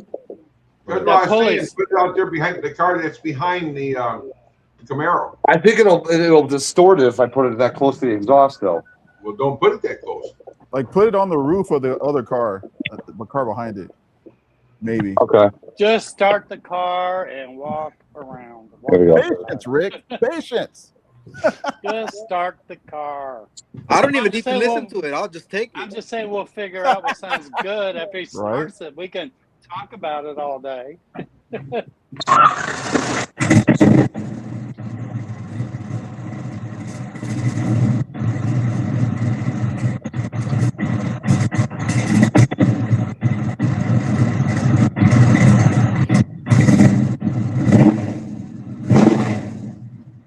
You can hear a cab. Oh, no, it Yeah, sounds sure. good. Boy, it's a beast. Tell you what, his microphone does not like that. Right. When you rev it up, it cuts. Damn, that's hilarious. He probably should I'll grab take the camera and just move back. But yeah, Yep. I'll take it too. I won't turn down a Chevy or whatever. Were you able to hear it? Yes. Yeah. Did it sounds distort it like- or no? A little bit. When you rev it a little bit, but Yeah, it's got an Isky roller cam in it too. I forgot about that. Okay, gotcha. Oh, it's got AFR heads. Forgot about those. AFR what? I don't know. Does it say on the front of the head? No, it won't I say. don't No. think so. Yeah, hold on. I don't know if you can tell just by looking at it. Jesus, where's my damn flashlight again? There we go. All right. Yeah, there's the AFR, but I don't think it says anything on it. So it's a Let's say manual car, 185? or you said turbo? It's Let's say a 185. automatic built turbo 400, but it's That, got a manual valve body. So oh, okay, gotcha. yeah. There's a number there by that wire. It's in the way there. What does that say? Oh, it's too right. Oh, okay. 195 package. Okay. 65 speakers. 65cc chambers. Okay, cool. So what does that mean? 195s? That's a nice ass head. That's what that means. Yeah, Okay. exactly. Yeah, it's a good cruising car. For sure. That's nice, man. Congratulations, Matt. Thank Yeah. you. Very nice. So you chose this one over the Corvette that you were gonna get. Yes, it was either sell this and Wow. get the Z06, not Z06, the Grand Sport X Corvette that was coming out, or keep that and get a muscle car. I think you made the right choice. Yeah, Yeah. I made the right choice. I think so too, because those new Corvettes are doing nothing but depreciating. This thing will appreciate, you know. Well, this is the thing. Hopefully that I had something to do with him getting that Camaro instead of buying that vet. You had nothing to do with. No, I'm just kidding. That's why you gotta listen to Gary, man. He knows everything. Gary don't know nothing. Don't know nothing too negative means I you can know make up everything. a lot of good stuff. Hey, I'm a good bullshitter. Hey, we got to be good at something in life. 195, baby. Yeah, I know, T. I know it needs to be cleaned. I got some stuff in between the cars. I got to get out of here. Yeah, so what you have there as far as the AFR heads, they're the AFR 195 cc's for the small block Chevy, of course. So That's a good head. it is a good head. And that's good, though, Sublime, because you ain't had good head in a long time. Oh, my God. Here we go. You guys all have a good night. We'll holler at you later. Oh. Oh, no. I'm kidding. That statement's true for me, not you. Oh, my God. See, I took it to my body guy today because it's got a few things that I want to get fixed on it. You know, like the hood needs a little bit of alignment. Okay. The driver's side window needs to be adjusted because when it's up all the way, it's not up all the way. You can kind of still stick a finger in there. Yeah. But he said these old cars, man, you can adjust these windows 30 ways till Sunday. Yeah. I heard that's a pretty common issue with the Camaro windows, though. Yeah. Not going up all the way. Has the roof rail weather strip been replaced on it with aftermarket? Because that's got a lot to do with the window adjustment. The roof rail strip? The roof rail weather strip. You know, the weather strip goes around the whole window at the top. Oh, that's a good question. Let's take a look at that. I mean, because the repros, I know on Mustangs and a lot of other cars, they're seem to be thicker, and then what are new compared to old, you're going to have to, you know, mine's got the original ones, and they need to replace. So you're talking about this right here? I've had to bring the windows up more. Are you talking about this right here? Yes, but the weather strip between the glass, that's the the rubber rail. stripping. Yeah. So It, that's got a lot to do with your window adjustment there. If you if someone replaced it and they didn't adjust the stop at the top, so to stop the window from going up too far, that interferes with your door shutting well. here's the interior. Oh, that's clean, man. Oh, that's nice. All black. Love it. Still got the factory tack. I do. Wow. Leather interior, can't really see. Now, full disclosure, Funky went and looked at this for me before I even went out to get it. because he was only an hour away, and it was 90 degrees that day. And Funky went for a test drive with the guy, and I told Funky, I said, "Well, check out the temps, see how hot it's running. Dude, those dual 10-inch fans do their job, man. It was like running 180, 190 in 90-degree heat." Damn. Wow, that's cool. Yeah. Man. So, Can't yeah. beat that. No. And what? Yeah. I think you did good, man. Fans, Say what? what brand of fans are you running? Do you know? That I have no idea. And don't ask me to pop this hood again because it's a pain in the ass. No, that's cool. You don't have to. The way it's in the garage. And plus, It's easy they're to heavy. open. Yeah. Hey, can you pop the hood again? No, I'm not popping the hood Oh, come on. Pop the hood again. again. Majority says pop the hood. He's grabbing a 10 millimeter. No, that's later after I eat. Yeah, you'll go back to sleep. All right, I gotta make sure my dogs aren't doing something they're not supposed to. Okay, there's one. And that's why I got my thing up, because I'm dealing with my dog here. Oh. So what's your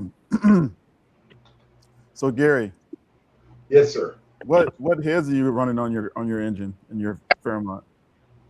What is what? What heads are you running? Oh, high ports. High ports. Okay, Nice. right on. Nice. Yeah. How many miles on that, Matt? The odometer says 15, so I don't know, 115, 215. Got you. All right. It's it's so old. It's only got 5 digits for the odometer. Mm-hmm. Yeah, I know the feeling. Do you know the person who built it? No. So the guy that I got it from, he bought it from a guy, or he bought it from Volo Museum, which is actually in Illinois, an hour north of me. And the previous owner that sold it to Volo is the one that did all the work to it. No. Old So guy, I it guess. wasn't him for like a long period of time, and then Say what? it was on the museum for like a long period of time, and then I don't know. I don't know how long it was there. I couldn't tell you. But the guy that I bought it from, dude, talk about a car collection. He's got a new Copo Camaro, freaking with the wheelie bars, runs 8 something in it, at 160 and a quarter. He's got a 1300 horsepower Mustang. What was that, Gary? Was that a S197 that he had, or S550? 197. S197. He's got he had a sweet yellow old like 50s, early 60s pickup truck. He's got a El Camino with a 454 big block. He's got a he's got a 514 big block crate motor that was gonna go in a 70 Chevelle that he ended up selling as a roller and got 55 grand for that, just for the roller. whoa. Yeah. What? Yeah, dude, it was a 70 Chevelle. Thing was like perfectly built, just ready for a motor and a trans. Oh shit, here we go. Hello. Hey, Bama. What's up, Lime? Hey, Bama. Come on, dog. So on that Bama, my 363. Oh yeah. Yeah, Welcome yeah. up, Bama. Look, I'm Gary's friend. Okay. So, Gary Springer. Be my friend. He my friend. yeah, and Funky's right. It's because of the 4-core radiator that it's got. I mean, I've only seen 3 cores. I didn't even know they made a 4-core radiator until I saw it. Until I saw it on here. Those are really thick. Yep. Well, that's because now the flutes, they make the flutes bigger. So the biggest you probably get is a 3. That's why. Yeah. Back in the day, they made 4s. They smaller flutes. True. I think that's the yellow truck that Funky's talking about there, the 500 horsepower old Ford truck with slicks on it. See, that why Bama, my friend, because he's so smart. Yeah, no, because I used to work on radiators. I used to build them. I used to build them myself. Thank you. I used to do semi radiators. Oh, I Oh, done that dang. too, but I don't like them. You can have them. Dude, that's a lot of work, man. Yeah, I used to build Lincoln logs. Does that count for anything? not really. No. Well, I Okay. guess if your last name Listen, I want to tell you something. Spawn, you couldn't build a proper Chevy. Just ask Blue. You can't do it. Hey, let me eat enough. I'll build a good Chevy. man. Hey, Sublime, when you need some advice on carburetors, just, text us old guys. We'll help you out. Oh yeah. I'll tell you what. I mean, like Gary said, some people are scared of carburetors. I mean, it's so easy to tune, and as long as they ain't leaking, they're good to go. Well, that's all I knew growing up was carburetors. So Yeah. it's just I mean, for me, I'm a EFI. carburetor. It's just for me, EFI just seems more convenient, so to speak. Somebody's squeaking. Who is that? Ain't me. Is that the dog? No, it's not the dog. Dogs are just chilling. Sound like a cricket. That's probably Sublime's Camaro. That's Bama. You're probably in your damn freaking pole barn. Okay, here, I'm going to cut my volume. It's not you, Is Rick. it a cricket? I'm gonna mute mine too. All right, here's mine. I told you it was him. Who was It's it? Bama. What are you doing? It's Bama. It's a cricket. We know what it was. Are you We got a outside? lot of rain down there. Everything's alive. That's Bama's best friend. Man, no, that's Gary. No, it's been Bama, raining you my like best hell. friend. Do what, Gary? No, Bama, you my best friend. No, you my best friend. Oh my I goodness. feel left out, man. I'm feeling left out here. Come here, dog. Why are you feeling left out? You're our best friend, Rick. I got a dog. I was playing around. I know. Thanks. Love you guys. Jimmy the cricket. Okay. Isn't it Jiminy Cricket? It's Jimmy D. Jiminy. Jimmy the Greek. Maybe he meant to type that, and it's a typo. Yeah, Wow. T come by and visit me. That was a lot of fun. Is I that bet right? that was fun. Oh yeah. Him and that sweet truck he's got. Oh boy. Damn. What kind of Did truck you does he break have? it? Did you help him break in the back seat, Bama? Well, I was going to, but my mom and the old lady was here. I couldn't do that. My oh my. You guys ain't right, man. Well, I'm not the one that said it. Oh. So, okay, Gary, I got a question for you about your 70 right. Mach 1. How many miles is on it? Gary? What did you say? I'm trying to change the subject to your 70 Mach 1. I was asking how many miles is on it, first off. 80,000. Is it the original engine in it? I blew that up a long time ago. Yeah, I wish I had mine too. But it's a 1970 D block that's supposed to be in it. It's the same engine that I took out of it, but it's not the same. It's not the original engine. Gotcha. I was gonna ask. Would anyone be able to tell anyways? Well, it's like I said, I'll start her off. it's a 1970 engine, and it's a D block. If you guys don't know what a D block is, it's on the front of the hub on the engine. There's something that's shaped like a D. It either looks like a square or it looks like a D. And I got the D, which is the better block. And that's what I took out of it. Okay. So that you're running the it's got a C6, right?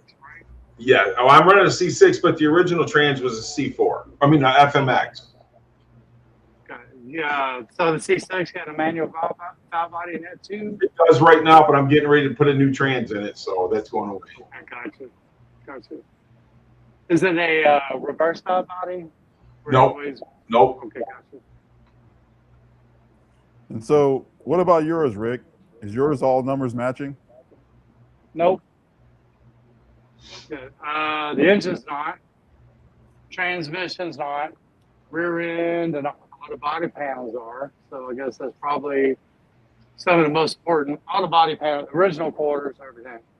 Yeah, Still has I think that's original more trunk, important. original drop downs on the inside of the quarters, original seam sealer. The car don't have 100,000 miles yet. As far as original. So it was a blown up race car. I bought. It had 1978 tags. I paid $400 for it. I think around 79 or 80. It had the original Cleveland block in it. Someone's already took, the good heads, sold them. It had Kragers, big fat Kragers on the back with big 4 decals on the quarter panels. I mean, big, like 3 foot long. Mm-hmm. So it was a blown up race car. So you got a Cleveland in your car? Yeah, it's a not now, but it's a M-code Cleveland car. Okay, so it's an M-code car. Yeah, it's a 4-speed M-code. Okay, nice. I wish mine was a 4-speed, but I got it and I'm keeping it. It doesn't matter. It's a 70 Mach 1. So. Well, and that's the thing about it is that it just don't make a difference if those cars are original or not. Right. Those people are paying for them, man. Absolutely. Well, I would love to see both of you guys at a car show, man. That'd be great. Hopefully one day that'll happen. At the same car show. A few years ago, I think Gary Funky and all them went to Ford Takeover. That's been my bucket list for years. It seems like something's always came up. Well, and I was looking forward to going there because they had a drag strip and just for a video and maybe put our cars on there and catch some pictures or whatever. Well, Rick, I gotta honestly tell you, buddy, you should be coming up to the Dream Cruise. Yes. I know I want to so much. You should. When is that? August 15th. August 15th. Saturday. Stick it in my calendar. It's on Saturdays. I mean, the thing about it is that Sublime wouldn't mind sharing a bed with you. He's my friend. So Bob is my friend. I like. No, I ain't gonna share. The cartoon. So Lewis and I have to come back east then, because those car shows don't exist over here like that. So really, that's a shame, man. Because here, people just take it for granted, I guess, because there's so many. Yeah. So we had there was a large one in town today called Whiskey Road, probably 1,000 cars, and that ended at 4. And I went to the cruise, that's close by. I don't want to go, and it was probably 1,000 cars at least. But that cruise is everything. It's just not Mustangs, And you see, there's a tie-dye VW camper. I got pictures of a street rod, like I said, Model T or Ray or whatever it was. Had a Boss 302 stripe on it. It had a real Boss 302 engine in it. Oh, nice. Could you imagine that engine in a 2,000-pound car? But yeah, it was flipping packed. But, there's like 3 or 4 other shows going on too. It's like same in Michigan, I guess. We have pride parades here. What the hell? Why did it post 3 times? What the hell is that all about? Because you had nothing better. That's weird. I just typed in a comment. I hit send and it freaking posted it 3 times. Don't ask me what the hell happened there. Okay. You've been visiting that 10 millimeter. I guess. The one thing in my life though that really kept me away from drugs and out of trouble is these old cars. Same. Yep. Yeah. Exactly.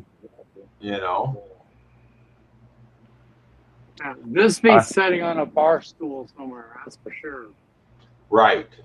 You know, because people don't have anything to do, that's what they're going to do, you know.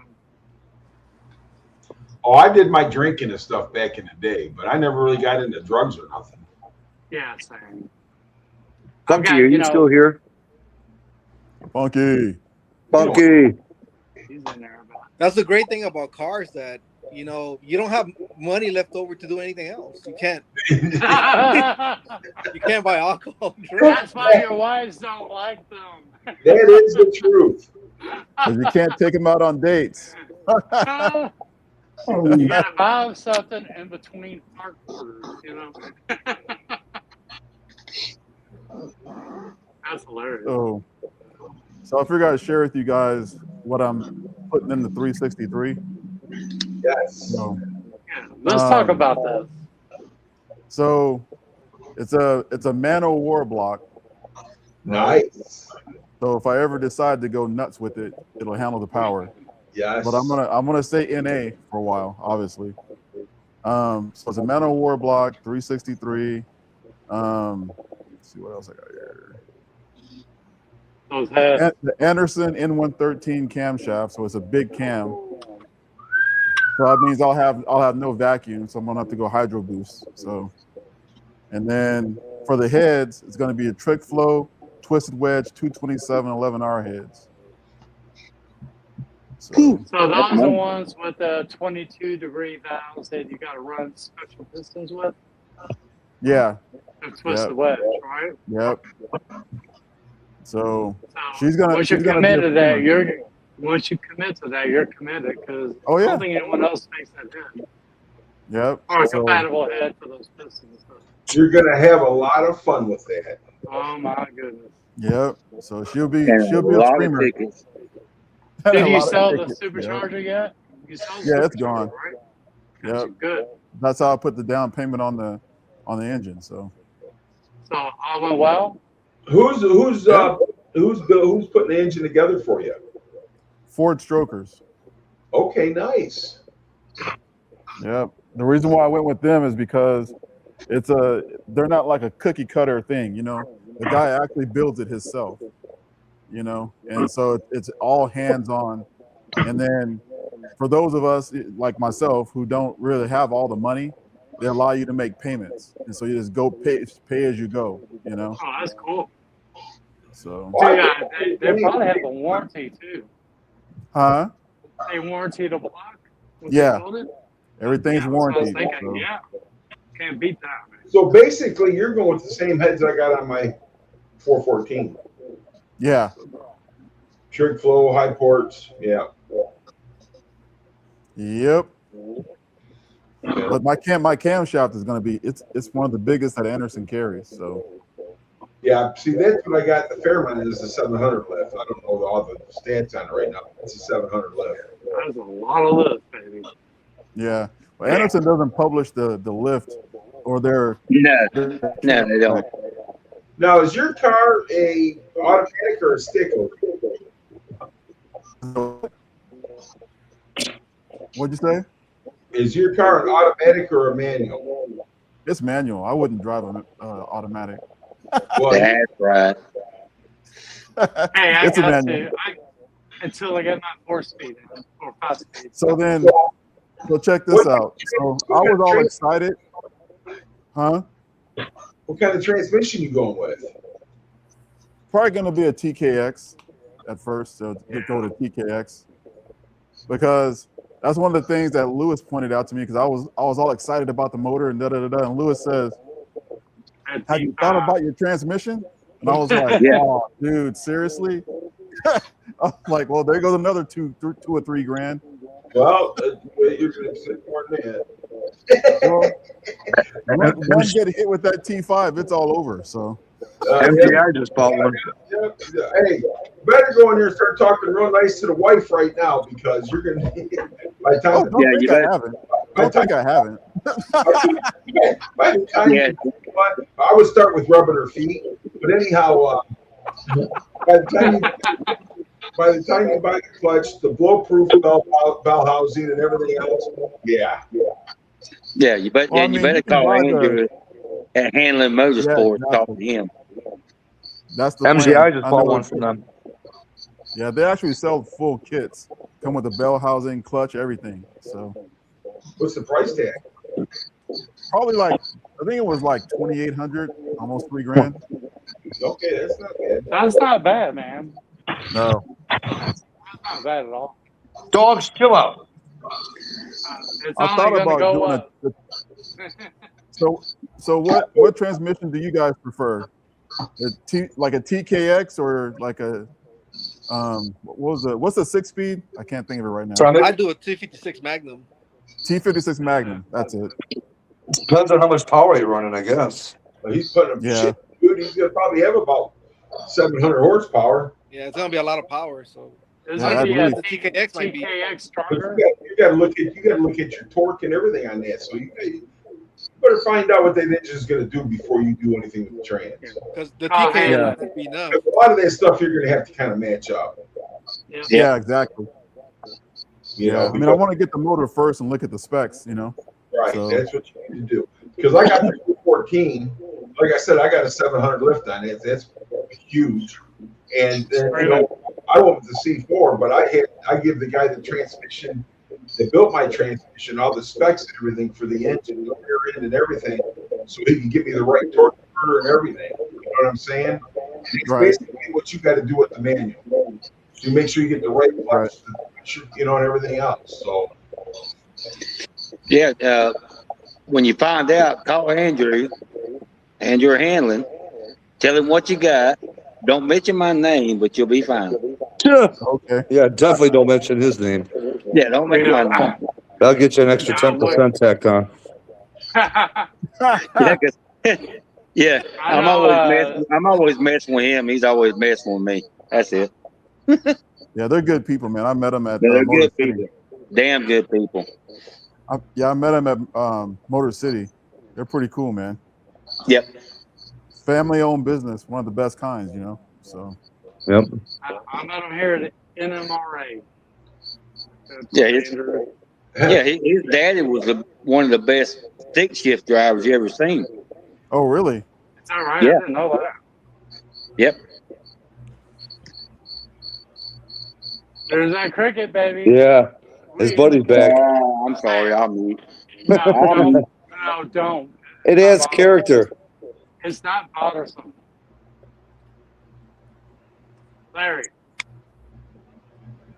Definitely don't need that shit.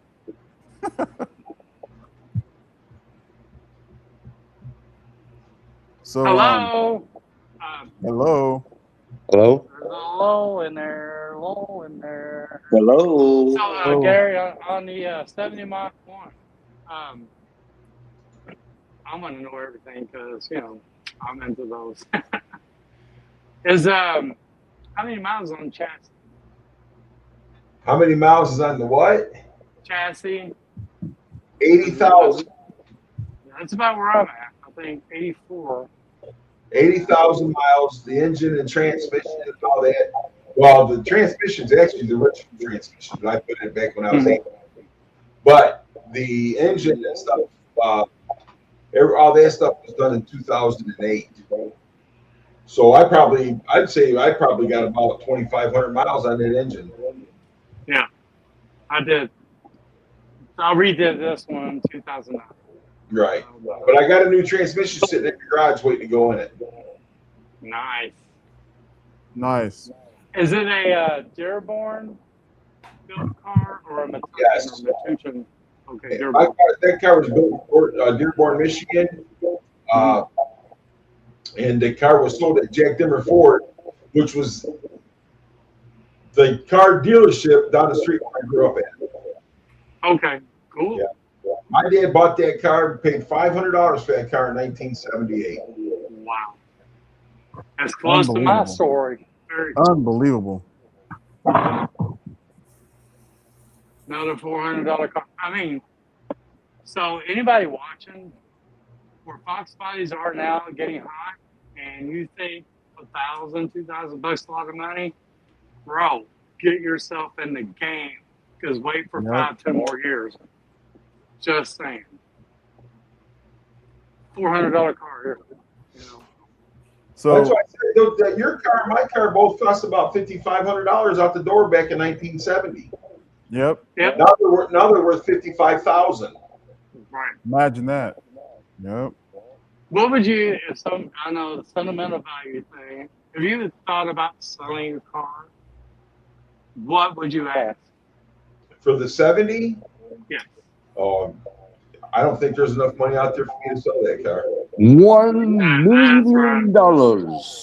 Yeah, that's kind of where I'm at, but you know. Because my dad bought me that. My dad bought me that car, and the reason he bought me that car is because he was going in the hospital, and he wanted to make sure that I had my first car.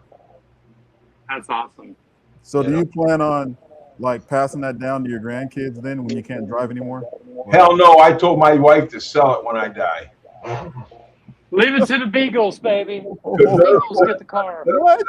None of my kids or none of my grandkids will take care of that car like I do. And when I die, my wife, I'm sure she can use the money. There you go. Might as well sell it then. And that's why I'm asking, you know, being someone a couple years older than you, what am I going to do if something happens to me? So, Send it to me. Send it to me. I'll take care of it, Rick. You already got stuff coming to you. And it's the thing, though. I mean, I love my kids, don't get me wrong, but they're not into cars. No, same here. Are they going to take a car? They're just going to sell it. So my wife can use the money more than they can. And your wife will know a lot more what it's worth than the kids will. Yeah. They know. They pretty much know. But And she'll also plus appreciate your wife can get it to a good home. So she'll make sure it goes to a good home. So I think that's the most important thing, that it goes to a good home, somebody who actually appreciates it. So. Yeah, my kids, if they were more into cars and stuff like that, which I don't, my one daughter's probably more into cars than any of them, but she'll never have a place to keep it. You know what I mean? Right. So where do you the guys? kids these days is on video games, you know? Yeah. They don't care about cars. I mean, a few do, but. I mean, I have my youngest daughter, she doesn't even like to drive. And then, you know, my oldest boy is not really into cars. You know what I mean? The one that's left at home. And so it's like, I have no one that I would really like leave the car to, you know? So might as well just sell it. And your wife could probably use the money. Exactly. You know what I'm saying? So, I mean, if she goes out and spends that money on herself or whatever, I don't care. I'm not going to be here to watch it. Yeah, right. Exactly. You know? It's better than the state taking it. And that's why I got my wife, I said, sell the house, sell everything, and just move wherever you want to. If you want to move on an island somewhere, then move on an island, you know? But first and foremost, do not put another man in my car that you're going to be doing it with. Right. And you know, Gary, the thing is, you know, my daughters, they know about the car and sentimental value, but what they do is let their boyfriends just wrap it around a pole. And they ain't gonna let that happen. That would be a waste. That's why we go back and haunt their boyfriends. You know, but I mean, that's just it with all the cars and everything like that. That's more or less for, you know, my wife to have a retirement. You know, if something happens to me, I'm well insured, so I mean, she'll be fine there. But she don't use the extra money, because if something happens to us, you see where the prices are at now. Oh yeah, it's crazy, man. It's nuts. So where do you guys see Foxbody Mustang prices going? How far up do you think they'll go? Oh, that's my answer. Look, I've seen those cars up to $40,000, man. But these are bright cars. They're cars with the original engines and everything in them, and they're still got, you know, they're still like brand new.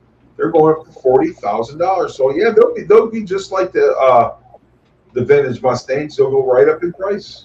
Yep. You know, and because you know you can't. The thing is, people can't get these cars now because they're being hoarded.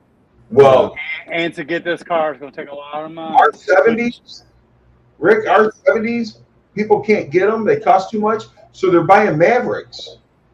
Man, I had a 91 Maverick grabber. I'll miss. I sent OG and Lewis those They're pics. buying Mavericks because they can't get the Mustang, so they can't afford them. But you got to remember, the Foxbody Mustang is the longest running production Mustang. Right. Yep. Yep. I think the SN95 is being 2 years only. That'll be the next one. Yeah, but that's still a Foxbody. But yeah, they ain't the same for sure. Wait, weren't the SN95's 4 year from 94 to 98? Yeah. Well, the first 2 years had the sideways tail lights Yeah. and different spindles, but there's a change. But yes, you're correct. Yeah, that's 98, but you got the SN95, and you got what they call the 98 or the 2000s and that. They call them the new wedge. They came with 4.6 too, right? Not the 5.0. Right. 2-valve. My 96 Cobra had a 4.6. It was my second Mustang. Yeah. Yeah, I was just kind of wondering, like, about my car because I have all the VIN tags, all the body panels, hood, everything, right? And I have the block still, but I took the block out of it, obviously. Transmission's got to come out of it for this new motor, you know. But do you think something like that decreases the value or increases the value? Keep the block. I told you earlier.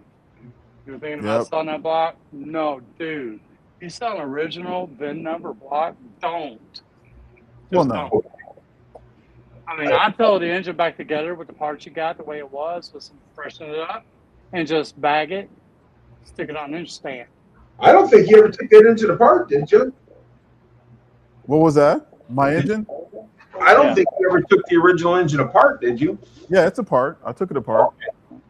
All right. But I mean, I still have all the parts to it and whatnot. So this is the thing. If you get a true car collector, he wants an all original factory car.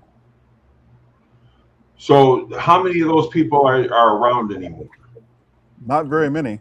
So these guys anymore, they want the hot rod style. They want the fast cars. They want the cars that they can take to the track. You know what I'm saying? But if you find a real car collector, he wants an all original car, and that's where you're going to get the most money at. Yeah, exactly. And no matter what you've done to your car, you got that original block at home. You can say, hey, this is this, and all this money's in it. I've got the original block. I got the original wheels. I got this and that. Yeah. And it's like Sublime when he bought the Camaro. I know it's not a Mustang, but when he bought the Camaro, he showed me the wheels that was on the car, and he showed me the original wheels that was on the car. I picked original. Rally Sports, is that what they are? Yeah, I think so. Well, those original wheels that came on those were nice, man. Yes. You know, they are stamped with a date code. Yes. Yep. And I've got the original wheels for Brittany here. Right. And, you know, 3 of them, not 4. So You call your car Brittany, I call my car Papa Mach. I know. Mine's Brittany because long before Britney Spears, all that stuff, the color's called Brittany Blue.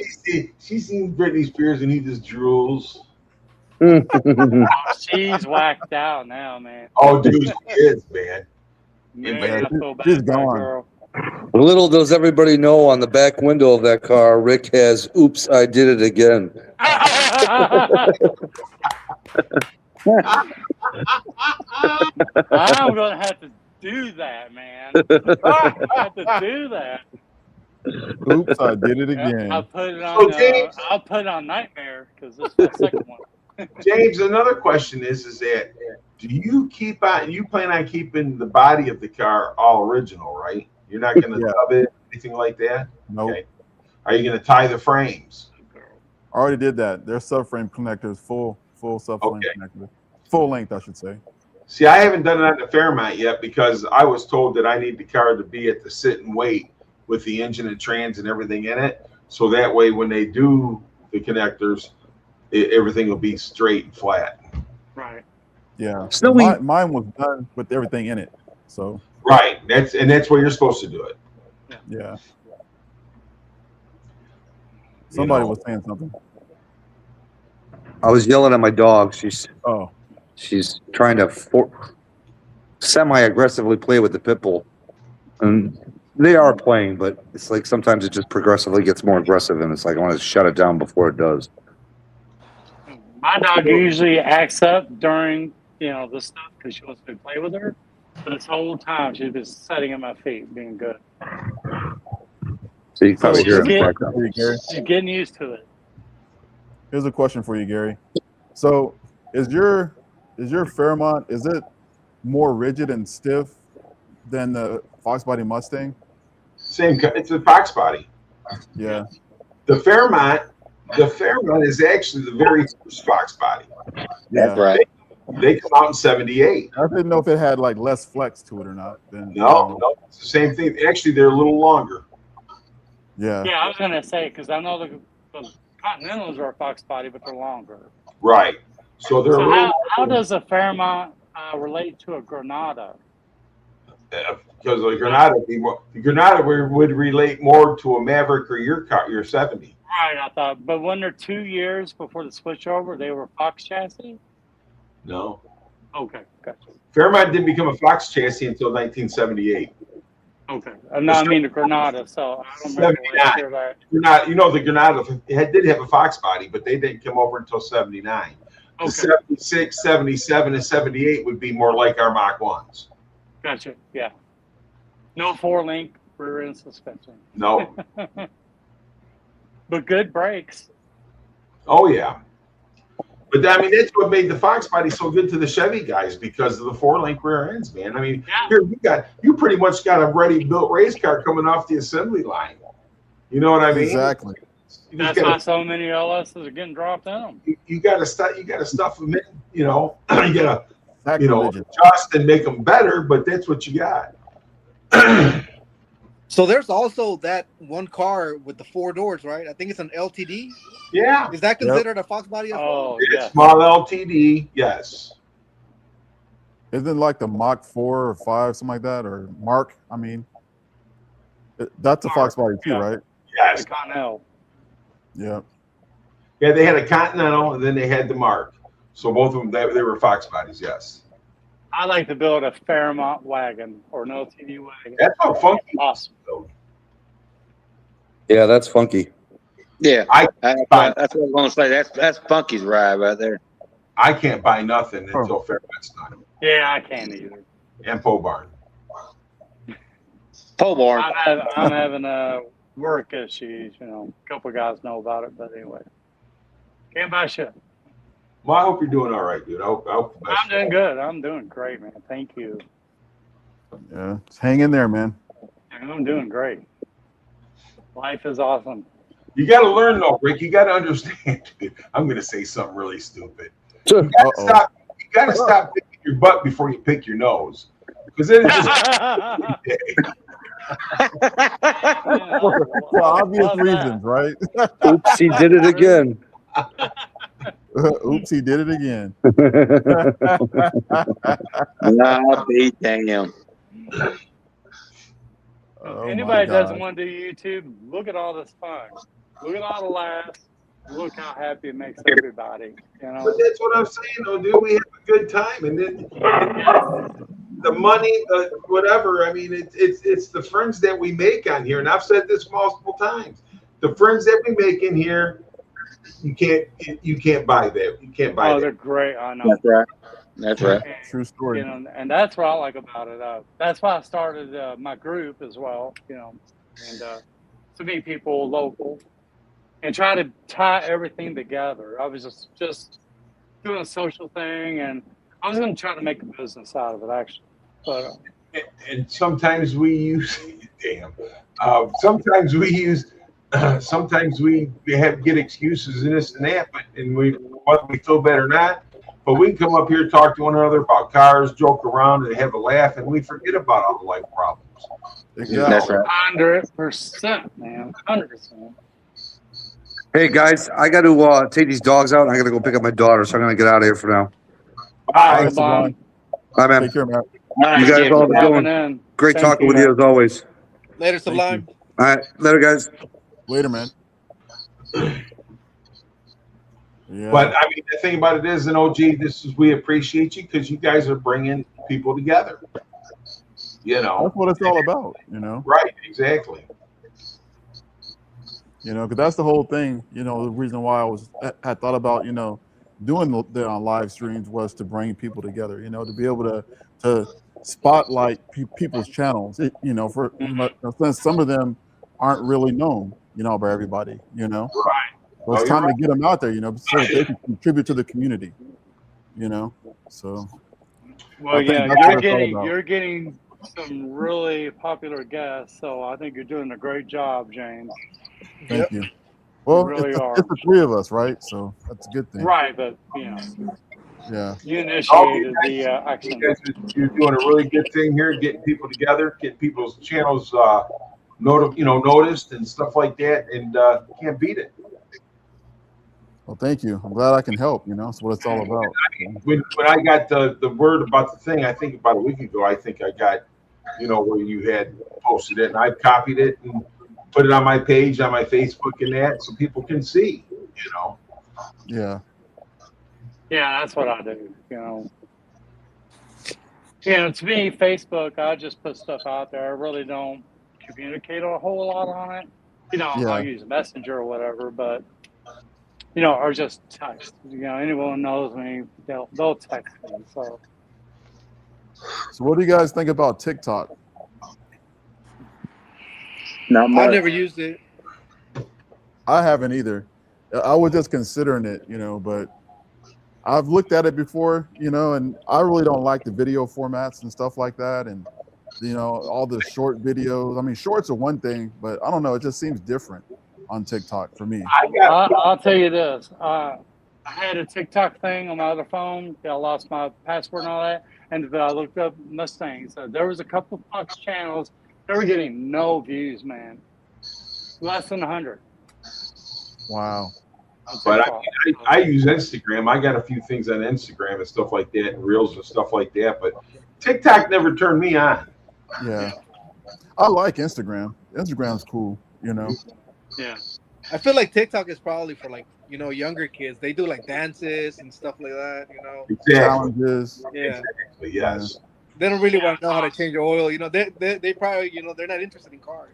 And they don't care. They just don't care. Hey, Blitzkrieg, what cars you still have? So what the car that I still have right now, I have my 89 notchback and the 88 T-top. Okay. Those are my projects. I still have my truck and the car that I drive every day, which is a Volvo. But this is a boring car. The gas saver, we're paying almost $7 for gas here. So I know I can't drive, my truck or one of the. Well, you need an electric car now. Basically, I think that's the push. Everyone is being forced to buy an electric car around here. And electric's expensive too. So. Yeah. But if you think about it, you spend a month almost like what you would pay, for as a payment for an electric car. You'd spend that just in gas. So if you have a new car, you're paying the monthly payment plus the gas, and then you could save you could save a little by having an electric car.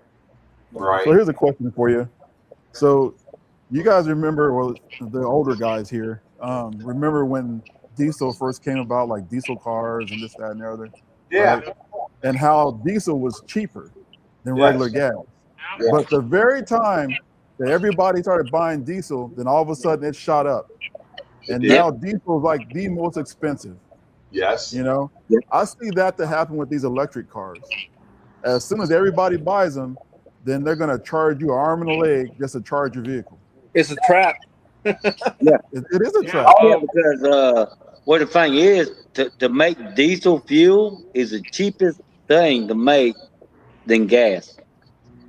Yeah. Oh, yeah, it's much cheaper to make diesel fuel than it does gas. Yes. But they charge more. Yes. Well, that's because diesel trucks, they pull all of our materials, our food, our, you know what I'm saying? What do the trains run off of? Diesel fuel. You know what I'm saying? So everything that's brought to our stores takes diesel fuel. Yep. So it's killing the small guys. They have the pickup trucks and that because of the big guys. Yeah. Right. And that's what's killing the grocery prices.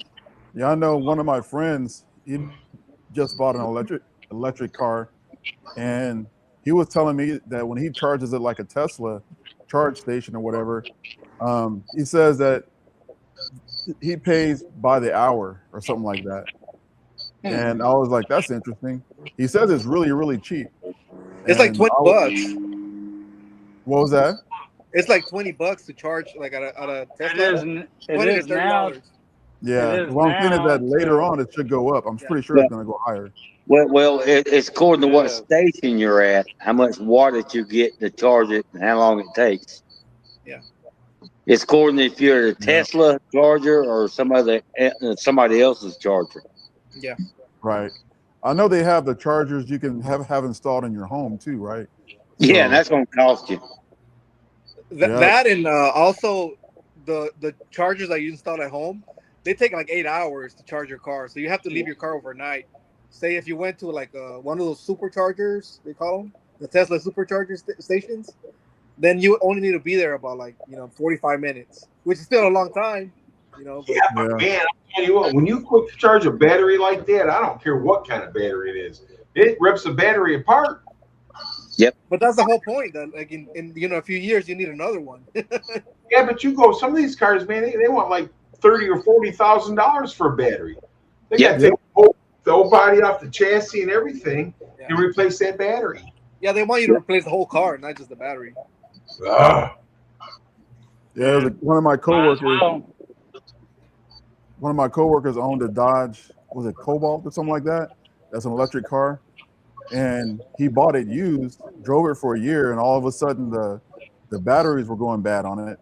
And so he took it back to Dodge or whatever, and they were like, oh, it's Chevy, and they were like, well, it's going to cost you $20,000 to replace these batteries. He said $20,000. I only paid $12,000 for the car. Right.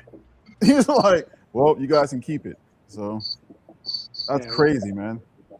I worked at Goodyear. We junked a Prius for that reason. Thing about it is, OT, it's free now. You're going to jack it up. Yep. That's right, T. Charger. It's actually going to run up like the cost of electricity for all of us, not just, the people charging the cars. Yeah, exactly. There's not enough electricity now, having brownouts and stuff, and all the stuff being built, which I'm not going to say, but you know what I mean? All these centers, and and then you got electric cars going online too. No one's done anything for the infrastructure. If something happens to a substation transformer, saying a year and a half to get another one. So well, then your car is screwed. You won't be able to drive it. Right. And then the other thing, have you ever seen a video where somebody walks up to a cell tower with their little meter and it goes berserk? Yeah. It does the same on electric cars. So you're sitting on top of that. Yeah. The whole time. I can only imagine it's not healthy. So yeah, it can't be good for you. I'm sure you guys heard what happened here in California maybe 2 years ago, where it was one particular summer. It was really hot, and they were telling people like, "Oh, we're overloading the electrical grid, so don't charge your cars. Don't use your AC, don't charge your cars." So I mean, how are people supposed to get around in that case? Exactly. The people that control everything don't care. You're supposed to just. They don't want you to get around. Yeah. They want you to order it from a big corporation. Yeah. And have it drone dropped or whatever. All I know is I'm keeping my cars. Yeah, same. For as long as I can find gas, and it's a smart move to just keep it. I agree. Yeah, you're right, T. Exactly. Yeah, this China and another country, all the electrical things have been hardened. If there's an EMP, there's been no improvement to ours. If our electric is gone, it will be gone.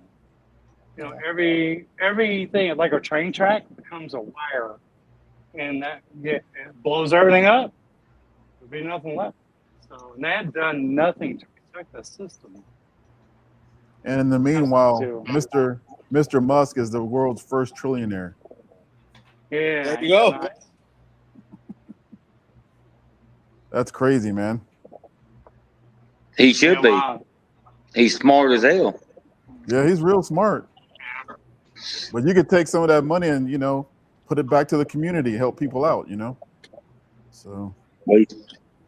So Okay. this is like what I don't understand about Musk, you know, because they used to like here in California at least, he was like the darling of the left, right? Like, everyone would be like, oh, you know, he's such a great person. He's making cars that are gonna basically eliminate pollution. And for a while they were like incentivizing people to buy Tesla. So anyone that would buy a Tesla would get a tax credit of like $7,000 at the end of the year. Yeah. So you know that's part of the reason why he's so rich. You know, so it doesn't make sense now. Like, you know, so many people here complaining like, oh, you know, why is he a first trillionaire when we're the ones that made him rich? You know? Yeah. Well, you know, the thing of it is, I really don't want to really get into deep politics or nothing like that, you know. But you know, but the whole thing of it is like a person can never spend in their lifetime or even 3 lifetimes $1 trillion. Oh.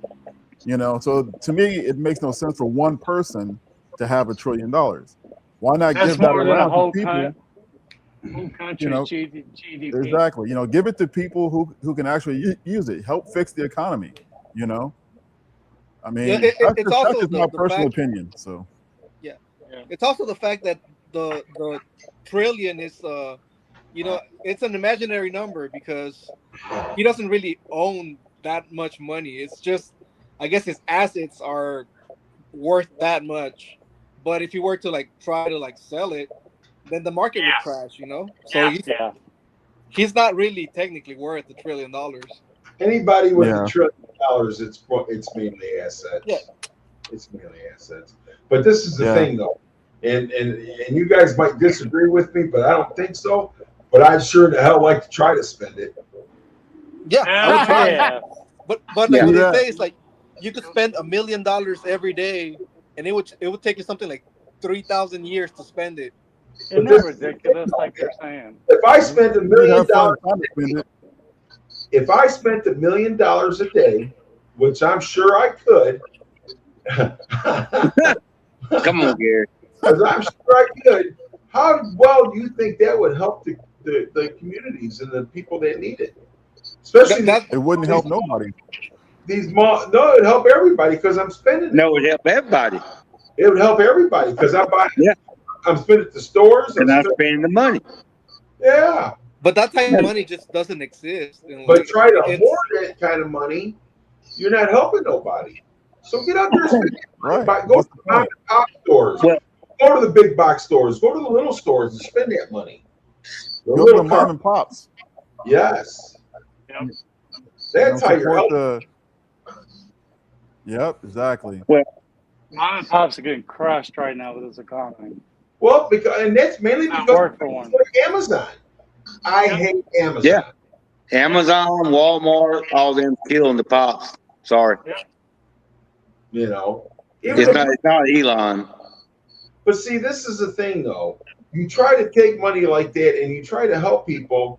The wrong people get their hands on that money and they use it for drugs, All stuff. You know what I'm saying? So it's hard. Corruption, man. Money breeds corruption. Yep. I'm still waiting for that Doge check so I can buy some nice wheels for Nightmare. I just want to be able to drive my car and not have to be forced to buy an electric car. That's all I want, you know. That's right. That's it. Nothing more. If Elon wants to do what he wants to do, that's great. Fine, Let me do what I want to do, and I don't give a Yeah. shit. I agree. There's a place for both. Yeah, but we can't control what's done with our money. You know, if we go to the stores and buy food, buy whatever, we can't control exactly what they do with the money. You know what I mean? And so once it's out of our hands, it's out of our hands. You know what I mean? Yeah. It just depends on what you spend it on. Yeah. You know, so Yeah. but what I do have control over, like, because what I do have control over is, like, I had this one homeless guy come up to me one time and he was asking for money. And I told him, oh, hey, man, I have some money, but I really would like to buy you something to eat. How about that? You know? And so you know, he turned down the food because Yeah. he wanted the money. And I'm like, Yep. well, see, you weren't going to do anything good with the money anyway. Yep. Because if you're hungry, Yeah, I agree, dude. I've seen it many times. It's So- everywhere here lately. This young boy come up to me years ago and he goes, Mister, I ran away from home and I ain't got no food or no way to eat. Oh, Well, I'm going to tell you something. I'm going to walk across the street with you at McDonald's. I'm going to buy you a dinner, and then I'm going to take you home. You know what he said to me? He goes, you can buy me a dinner, but you're not taking me home. I said, then I'm not buying you a dinner. He's a young kid. uh-huh. I'm not buying you a dinner. You need to go back home. You know what I'm saying? I says, and if your parents are abusing you, then I'll take you to the police station. Let them handle your parents. Exactly. Yeah. Exactly. I ended up feeding the kid, but still. Yeah, the Yeah. people here, the panhandling has gotten really bad. I've lived here my whole life, Here too. and it's everywhere now. But that's young people that are way younger than I am and way healthier that could go get a job. That could work. Yeah. So I'm not going to give them a dime. And then, like you said, they go to the intersection. They're all over it every day, all the time, 24/7. And people give them water. They give them food. And then later, when they're gone, you see it all just sitting there. They don't even bother to clean it up. Same thing here. You It's know, one funny. time So I the gave a thing guy is that $2 and he threw it down. It's funny The though, thing is man. that You get there in the morning, there's a van dropping them off. Right. Yeah. oh, really? They got a pimp. That's crazy. Yeah, they got a pimp. A pan. Well, you know, the thing of it is that, you know, panhandlers, they make more money panhandling than they do working at like McDonald's or some other job, you know? 89 notch. No, you're right. You're right. Because one dude told me he makes $250 a day. Yep. That's Stand incredible. there. But, you know, stand out in the heat all day. I'd rather have a job. I seen a guy in a wheelchair, man. Please help me. My legs are gone and blah blah blah. And then I come back by there in a day. He get up, starts pushing the wheelchair. Yeah. Unbelievable. Yeah. That's crazy. Oh, shit. And the bad thing about it is there's people out there that actually need help, and he's making them look bad. Uh-huh. And then there's other people not want to help. Yep. To me, it's a shame. My AirPods are dead. I don't know if that sounds different, but No, you sound the same. really? I mean, AirPods. It's like before the cigar plant closed, you couldn't get nobody to work. We was down to nobody. Yeah. Yeah. I mean, Honestly, nobody. If somebody come in at 4 o'clock in the morning, by 8 o'clock they left. They just walked out. Yeah. I got over 4,000 members, and there's still more jobs there that people could get, and they don't want to get them. That's right. Yep. Well, you know, I honestly think that, you know, where we saw that major change in people's attitudes as far as work, I think that was after COVID. I think COVID really messed people up. Yes. Right. Yeah. Yep. That was the reset. Yeah, I think it really messed people up in their like work ethic, you know? Nope, you're right. And the government helped into that by giving them money, but that's what the government wanted to do. Yeah. Yep. Wow, work, you get a check. I mean, I Yep. wasn't fortunate enough to stay home. I had to still go to work during COVID. So did I. I did too. I couldn't stay at home. So did I. I couldn't stay at home either. And you know, it's good for a month or two, and then you're going crazy. Yeah. Well, you know, we had at my job, we had the COVID pay, so that if you got COVID, they would actually pay your full salary while you're off, and this, that, and the other, right? Yes. So there were a lot of people at my job that actually like faked like they had COVID. Oh, used yeah. that as I've vacation seen it. time. I've seen it. You know, and honestly, to be honest with you, to be truthful, it crossed my mind. But then I was like, but then what if I really get COVID? You Yeah. know? then I'm screwed. So it's like, so I never used it, you know. So Believe it or not, now, and I love the guy to death. One time he sat in the car and turned the heater on. 30 minutes before he got to work. When he got to work, he sat in the car and turned the heater on his forehead because they was checking your temperature before you walked in with a sensor on your forehead, right? mm-hmm. He walked up, they checked and said, "Oh no, you can't come in. We'll see you in 2 weeks." Mm. You know what I'm saying? And I thought that was the stupidest thing I ever seen in my life. Listen, I went to work and they said, because I was talking to guys that I worked with, and they said they're not shutting us down. I says, I don't care. I'd rather work. Yeah. 15 minutes later, they shut us down for 2 weeks and still paid us. Yeah. And still paid us. And we didn't even have COVID. Yeah. Wow. That's crazy. Yeah, and the cigar plant never even shut us down. We just had to check our temperature if we went inside. And I'm like, okay, whatever. Now that's what they did when we came back to work. They checked our temperatures. Yeah, I had the temperature thing bite me in the ass when I was really ill and got released from the hospital. The next day, I went to my PCP doctor to go in and just do all the after whatever's, and they took my temperature on my forehead and wouldn't let me see her after given 2 weeks to live, just released from the hospital. No, you can't come in. And I come off my own thing and my temperature is normal. Their stuff wasn't working correctly. Their thermometer or whatever. I just think that the whole COVID thing and keeping people at home just really destroyed everybody's work ethic. It was. Yeah. I mean, it was planned. I'm sorry. It is what it is. Whether it was planned or not, it really screwed people up, So, but I mean, like working at the job I have now, it's like it used to be like a prestigious job. Everybody wanted to work there because of the benefits, the pay, and this, that, and the other. And then now they can't find anybody to work there. It's like, really? Yeah. I wonder why. Because people don't want to work. That's the point. Yeah. They say, "Oh, well, look, we can get money without working. Okay, let's don't go up there." And to live in our parents' basement too. I don't know if anybody mentioned this because I was out for a little bit. You know what the best thing about COVID was?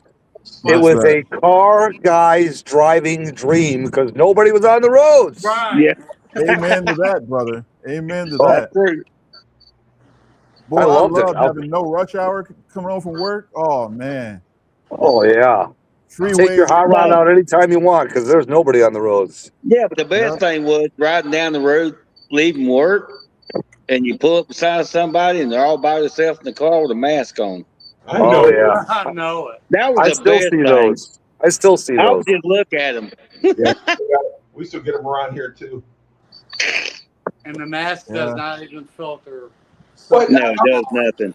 Hey, when I wore that mask every day, I never got sick once. I never got sick once. That was a good thing. And in the wintertime when I was plowing driveways, it kept my face warm. Yeah, I think it really screwed up everybody's immune system too, because as soon as I stopped wearing the mask, I caught all kind of cold. So, well, another good thing about the traffic thing is that cops really weren't pulling nobody over. So I'll be flying down the freeway, man. Oh yeah. And I would never get pulled over. Money on They said, look at the OG. He's flying like hell. He must have COVID. We ain't pulling his ass over. These hospitals were getting like $36,000 for every person that died in their hospital of COVID. Yep. Yes, sir. That's right. Are you serious? They were killing these people. Yep. So they were killing them on purpose, probably. So that's what it seemed like. Yeah. Well, all you had to do was write it down as COVID. That's what you had to do. Yeah, you had people dying from other causes, but they were labeling it as COVID. Right. Exactly. At our hospital, they had bodies stacked up. Yep. They had those air-conditioned trailers putting bodies in them here. Yeah. So. Here. Yeah. Yep. And you got I just found out 2 weeks ago the hospital near me, they're being investigated right now. So here's the thing, though, is like, how is it we go from, you know, everybody's talking about COVID, people are dying from COVID, da da da da da, to now all of a sudden nothing. Now there's no news about it, no nothing. You know. Oh, they're coming out with new diseases now. Yeah. Well, the thing of it is, I talked to a person that works in the hospital, and they were telling me that people are still dying at the same rate from COVID. They just don't talk about it on the news. And I'm like, really? Well, the way I understood it and what I read, just saying, I may be stupid. Shut up, Sublime. But they was taking people. You're. Wait a minute. You had people die of pneumonia every year before COVID, right? Right. Well, nobody died of pneumonia the year COVID started. Yeah, and flu was down all the way to almost nothing. Yes. There was no such thing. Everything was COVID. Everything. Yep. Oh, I hurt my fingernail. COVID. You're gone. See ya. And then, now, I'm not saying, now, please understand, I'm not saying people that die from COVID. Please don't, don't take that wrong. I'm just saying. My brother died from COVID. He had lung cancer and died from COVID. Yeah. Oh, yeah. Well, I wouldn't doubt it. That's horrible. Well, the thing of it is like, you know, if COVID was so, well, I know it was deadly and everything like that, obviously, you know, but I don't know, man. It's just kind of weird because, you know, me and my family, my immediate family that lives at home with me, we're all fully vaccinated, right? And so here's the thing, is that we've never, ever got COVID, ever. No one in my family, in my house has ever got it. And so I'm not sure if that's from the vaccine or just our immune system. So good thing though. Whatever it is, that's good. Yep. Yeah, it's just weird, but okay. Well, I'll take it either way. But you didn't get the boosters, did you? Yeah, I got them. But I've heard that. Some people, in fact, they affected badly, and some didn't. Yeah, I had COVID, and you know, honestly, it was worse than a regular cold because, you know, since you just couldn't taste food. But besides that, I don't see why I couldn't have gone to work or anything like that. Yeah, it wasn't that bad, honestly. Well, I had it. I had it. Like was it bad for you? When they shut down the country, March, I think it was. Something like that, yeah. I think it was March, but somewhere around February. Me and Teresa, we got it, and you could tell the difference. Like, say, a cold or pneumonia or whatever. I was hurting so bad I couldn't even move. Yeah. And we didn't understand, and we come out of it, and then right after that's when they shut the country down. I was like, oh shit, that may have been COVID. Yeah. So I'm thinking that, you know, that builds your immune system up. It could. Well, it does. I mean, anything you get builds your immune system up. Any illness is going to build your immune system. Only for a certain amount of period of time. Well, I disagree with that, but that's okay. Well, what do you know? Well, I don't know nothing. So how do you think that, you know, going through COVID and all these companies shutting down, how do you think it's affected the auto industry that we're a part of? I can tell you straight up, it killed it. Yeah. People didn't want to work, they didn't have to work, and this and that, but then they told it says either you come back to work or you lose your job. That's right. It destroyed a lot of businesses. Like, there was a little guy here owned a machine shop, and I used to buy a lot of stuff from him, and I would like resell a lot of stuff like to tell me, and they went out of business. It closed completely. So yeah, I guess it did affect, you know, certain people, but mostly like small businesses, because like AutoZone, you know, the big guys, they were able to stay open. Yeah, I wonder why. Yeah. Yeah, the small businesses got destroyed. That's all there is to it. So what about our quality of parts? You think it really messed us up in that respect? Yes. Yes. Yeah, killed the whole supply chain, man. And then this happens. What's going on now? Yeah, I know. For me personally, I've been noticing like more and more like parts that are like not working or defective straight out the box. Mm-hmm. Yep. You know. Well, Ford Racing sent me 16 lifters because they knew some were going to fail. And then on my video, I showed one the snap ring goes on top to hold the plunger in, pull it out of the box. It's not even in the slot on one side. Brand new. Dang. So I mean, there's your quality check. Because I guess everything comes across the pond these days. So. I put 3 starter solenoids on my 68. It would try to crank itself. Whoa. Well, the bad part about it is that, man, you probably switch the wires around. No. No, what happened is it sticks to one way. Once you crank it and you cut it back off, it'll stick one way. You know that. You put the wires on wrong. You just don't admit to it. I put tape on it. They couldn't even build parts. You had to wait 3-6 months for parts because they couldn't build them. Sublime, no, Sublime, you had to wait for your thing for how long? Oh my God, that core support, jeez. Yeah, core support, yeah. 6 months, 5 months, something like that. They couldn't go to work. Yeah. You should watch out for those Explorers, man. Yeah, well, lesson learned. The only good thing about it was the automatic. You just sit there and whack, whack, whack because of the carburetor. You had to pump it once or twice to get it cranked. Right. It'll burn. It just the battery would just go dead. And I couldn't figure out. I thought it was the damn alternator. I was the guy putting it on. It was.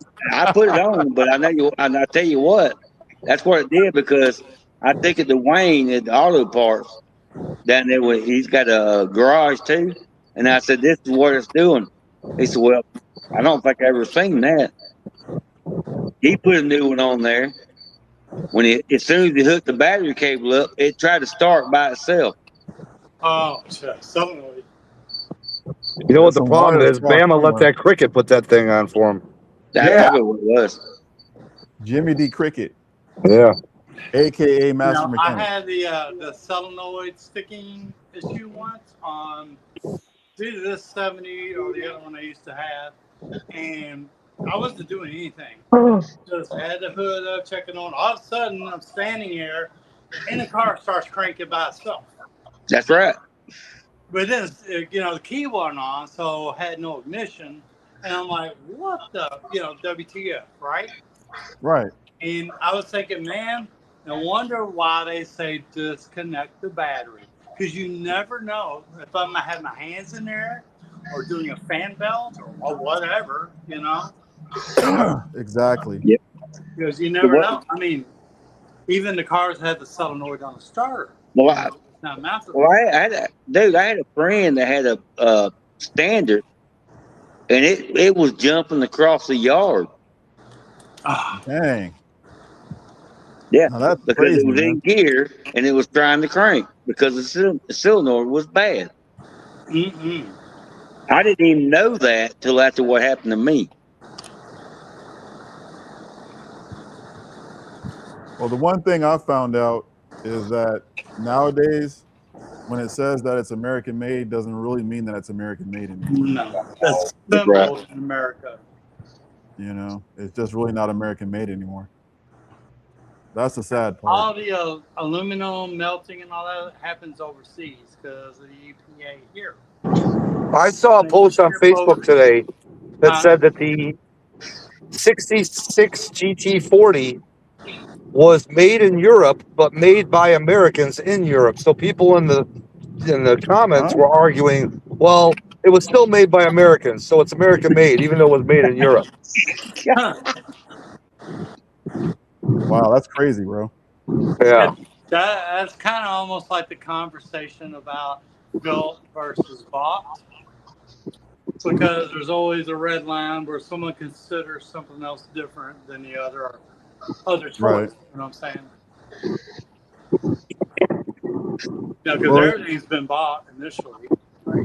right. Well, I guess the built versus bought thing goes in line with, you know, are you building it yourself or are you paying somebody else to do it? Yeah, that's where I'm at too.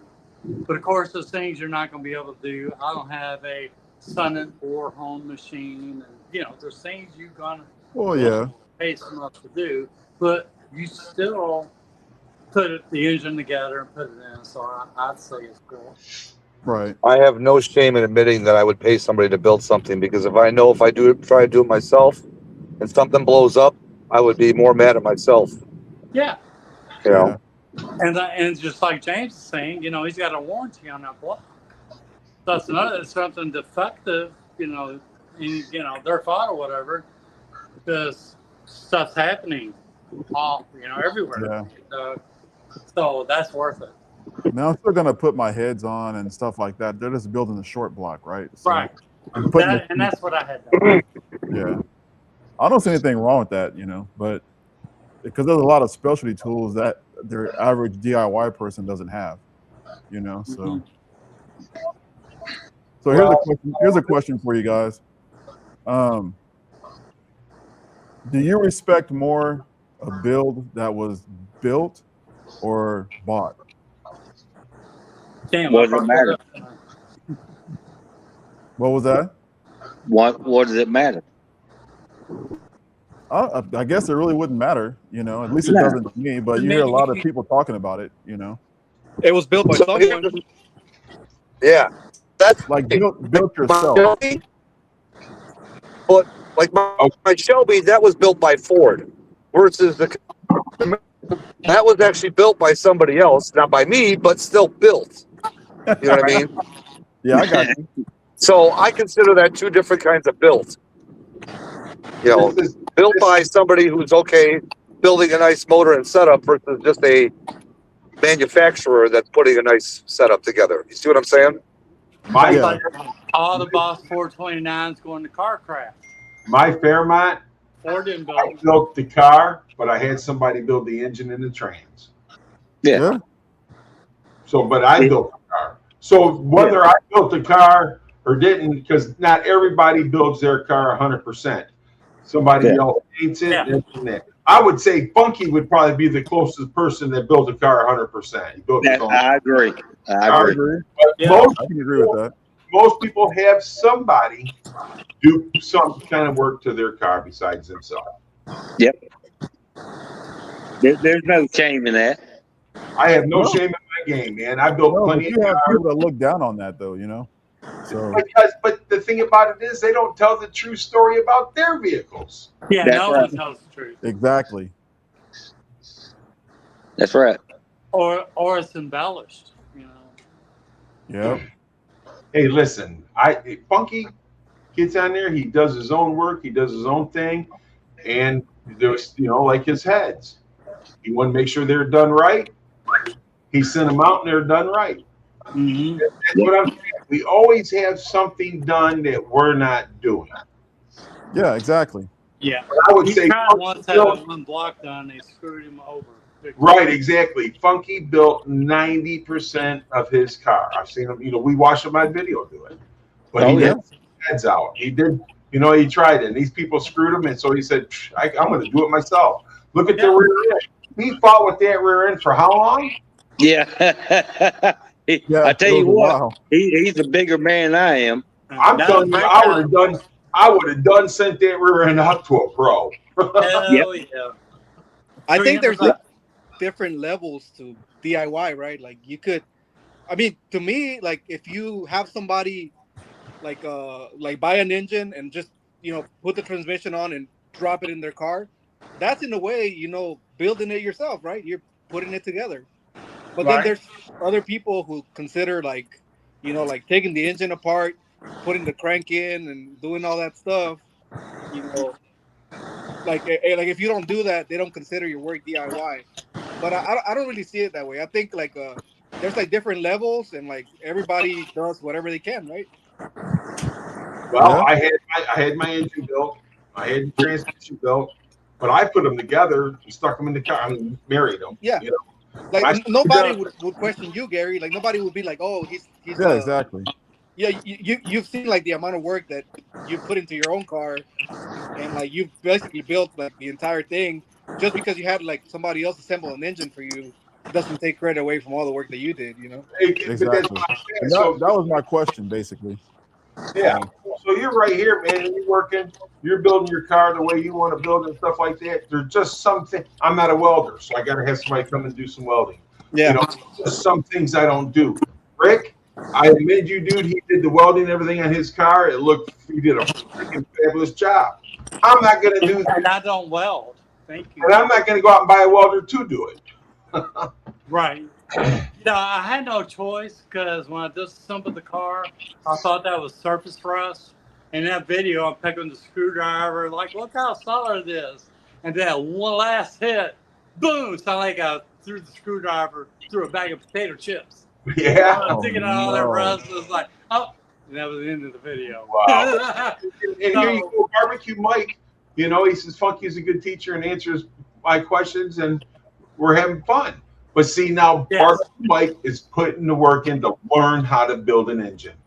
Yeah. Exactly. You know what I'm Exactly. So he's putting the work in to build on it. Have I built engines? Yeah, I built engines when I was 16 years old. Matter of fact, the guy's got a 1965 Mustang with 29 in it. I built that motor when I was 17 years old. Yeah. That's just the thing. I don't want to do it no more. Yeah. Sometimes it's time too. Yeah.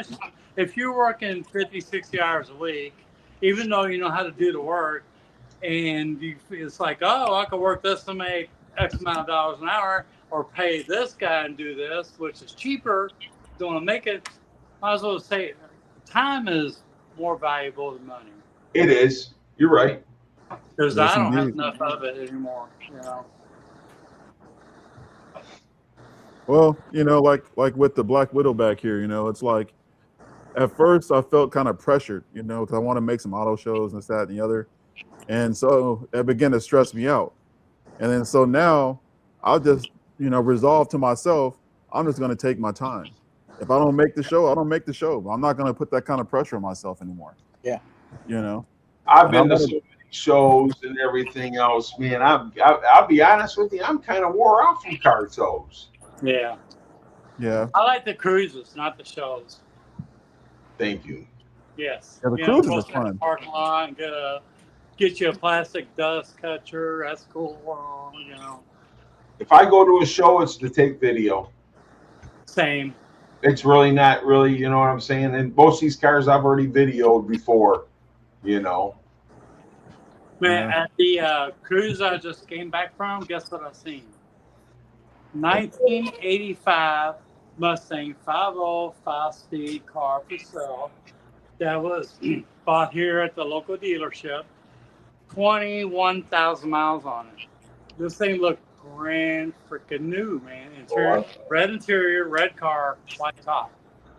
Of course, convertible. And like the car was at the Nationals, the Street Rod Nationals last year for 22 grand. He had 19 on it now. So nobody was convertible. And this car looks brand new. It's got 21,000 miles. Really? And then no one's buying. And it's a 505 street. So many convertibles getting crushed because junky tops, crushed rotted out floorboards. There's not going to be many of those left. That's That true. car is going to be something worth a lot of money down the road. But again, we can say these cars are worth this and that. The car's only worth what a person wants to pay for it. Absolutely. True story. Yep. But I know, like, And then we get cars in my head. It's like the emotional attachment. It's definitely worth more to me than someone would probably pay.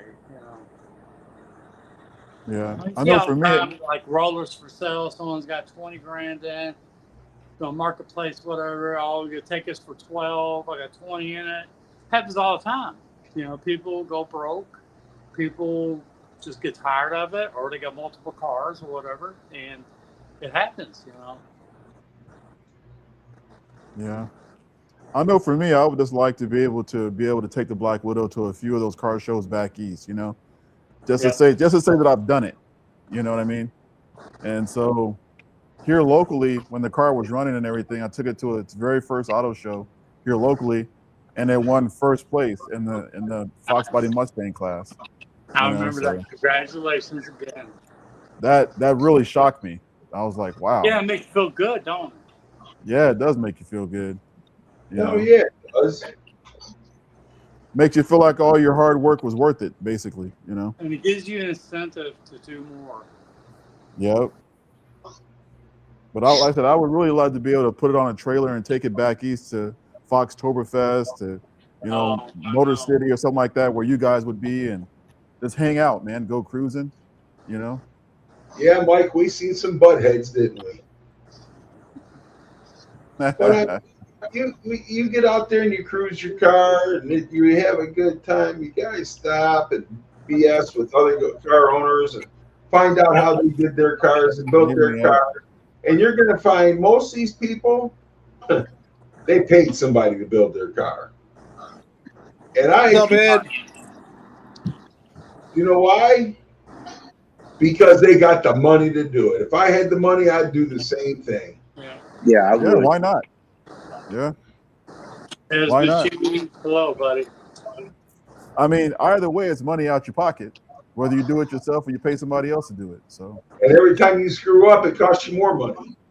Yep. If you have only a day or two off a week and you work full time, you gotta have some help. Yeah. I mean, you can drop a motor in or do this or that. You're not gonna repaint a car within 5 months over that, 2 days a week, Hey, listen, I'm going to retire in about 4 years. And when I retire, as long as my health's good, I'm going to build me something else. But amen. I'll have the time to do it. Yep. My plan is once I get the Black Widow done, I want to get a convertible and build that one too. So.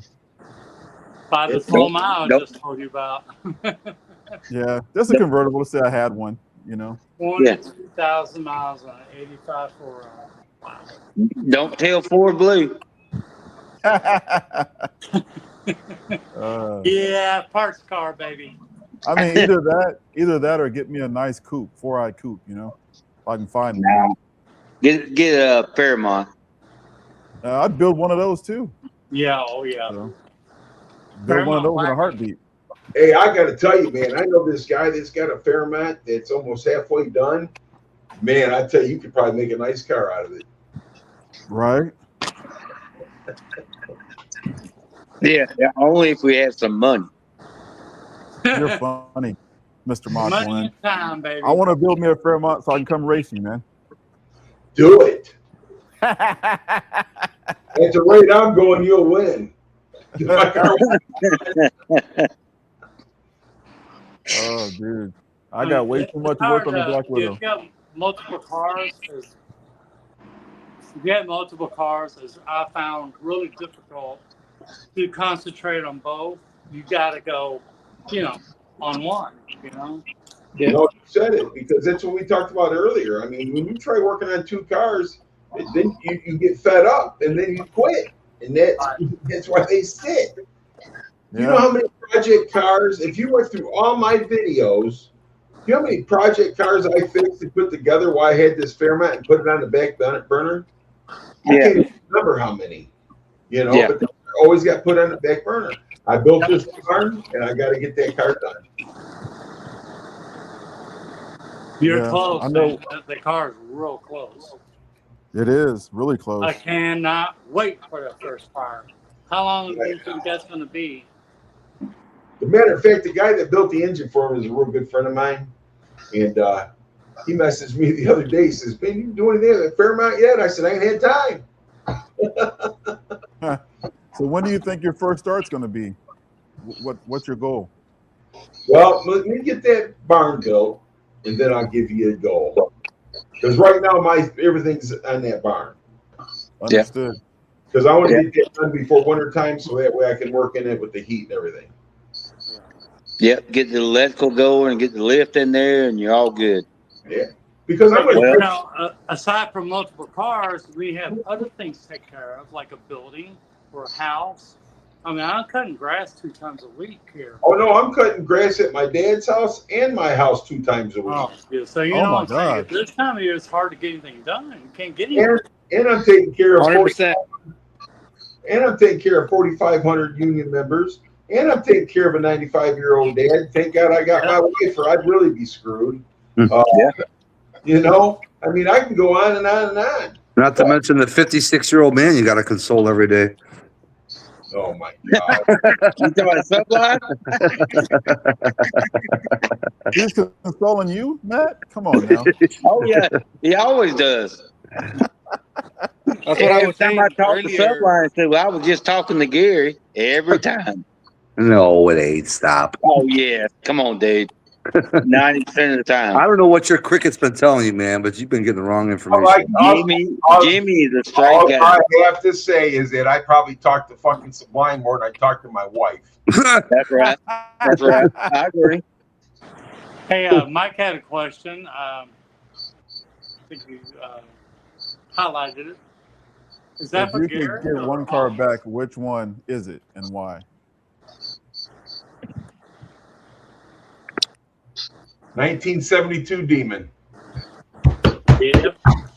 That was a bad SOB for a little 340 small blocks. That thing would run. I beat 455 GTOs in that car and everything.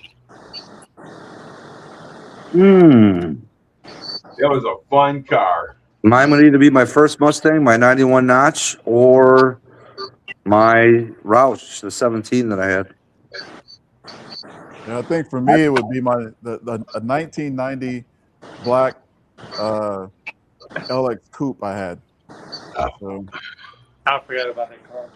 that's the one that I would want back, because that hurt me to get rid of that one. So Well, I think Gary knows the one I would say. And Gary's got my picture up there, you little bastard. Yeah, he wants a gutless cutlass. Yeah, I want my 1976 442. A gutless is that Bama? Answer the question. Yes, that's Bama. Put that full screen. There you go. Hey, Yep. Bama. Good to see you, brother. That's me. See you, Bama. Ernestine. Always. But I mean, seriously though, I mean, if we could go back and have the cars that we had, you know, we'll just sell them again. What do you mean I'm a tax write-off, Mike? What the hell are you talking about? They're my tax write-off. It's I'll hard. be right I back. get attached to everything. It's hard for me to sell anything. Yeah. So what about you, Lewis? A car, Mike if I could says get everybody. one back, it would have to be my first car, man. 1983 T-top. That's I just feel like I didn't. I let it go for reasons that I could have probably fixed now. You get me? Yeah, I got you. Yeah. So you're like a T-top guru then. You love T-tops, man. No, that just happened to be my first car, so that's the only attachment I have to them. I don't like the fact that they leak or that they wobble around while you're driving, but Right. it's just that your first car, you kind of like have that attachment to it. But it don't rain in California, right? It doesn't rain a lot. Yeah.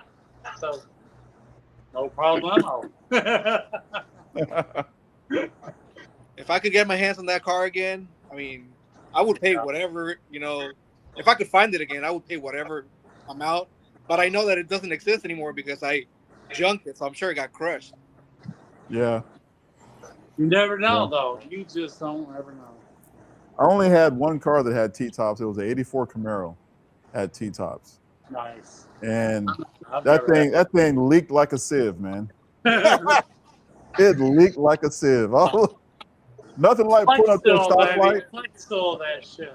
Nothing like pulling up to a light, hitting your brakes, and having water just pour down your back, and your date's back. It's like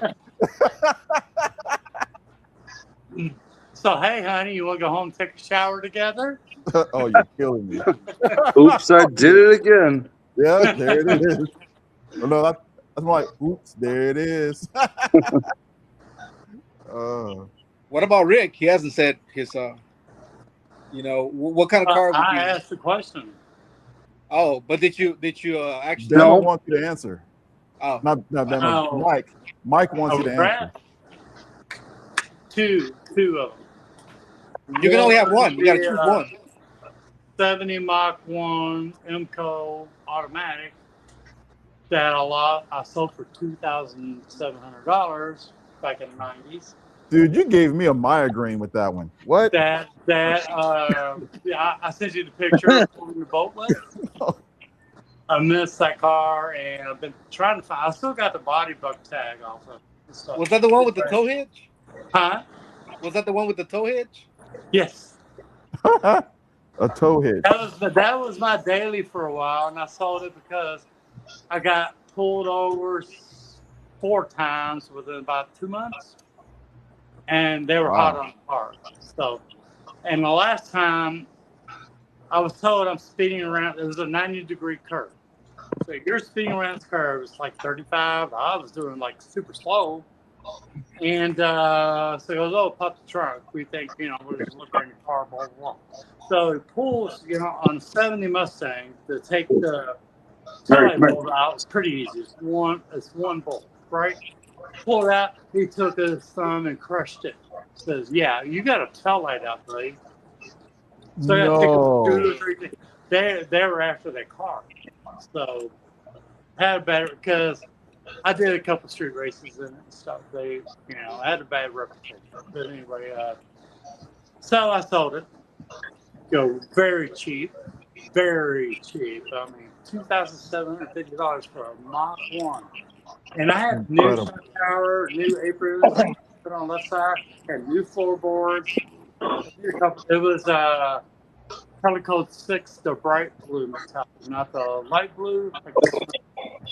But even more than that, I regret selling my 1994 OBS 4x4 5.0 F-150 two-tone truck. Nice.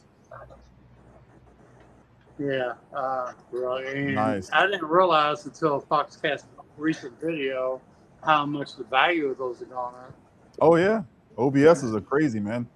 And I sold it cheap, but those old Fords, though, it was a beautiful paint, snow days, beautiful, and all of these blisters started coming out in the bed from the inside out because they don't coat anything.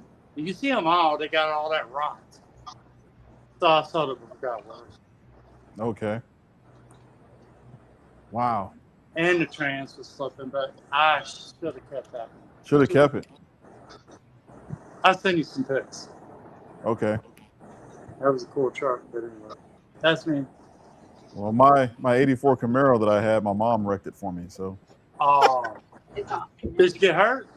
No, she didn't get hurt. No. Good. Just her ego. So. Car totaled? Car get totaled? It was drivable, but the rear quarter was smashed in. So. Oh, okay, gotcha. Yeah, she tried to drive it on the snow and ice after I told her not to. She tried to drive it on the snow and ice, and she went to hit the brake and hit the gas and did a 360. Went in somebody's yard and slammed into a telephone pole and tore up the rear quarter. And I was like, oh well. Oh well. Rear wheel drive, baby. And I told her, I said, Mom, it's snowing out there. Don't drive it.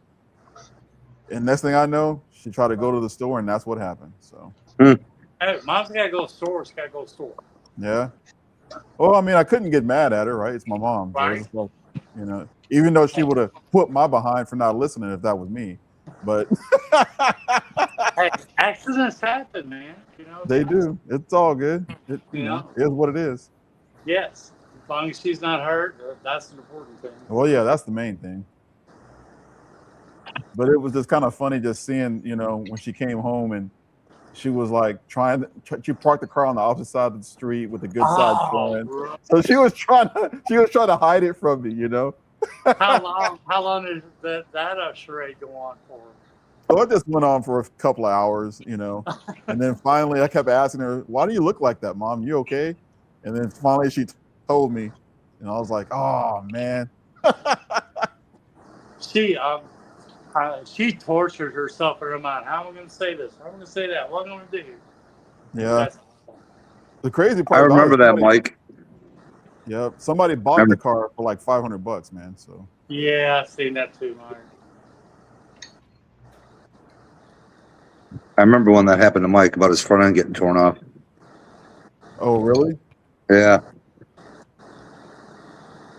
That was his 87 Mustang, you said?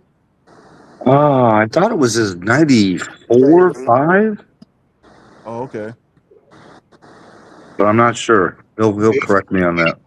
1987 Mustang LX. Okay, there you go. What you chomping on there, chompers? Somebody's eating Ice cream? Nope. banana Sweet pudding. tea.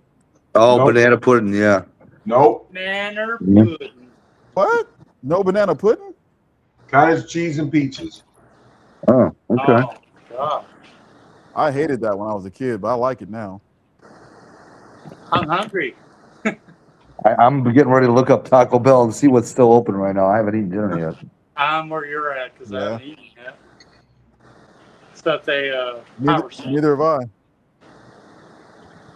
So I never eat till night anyway. What time do you usually eat, Rick?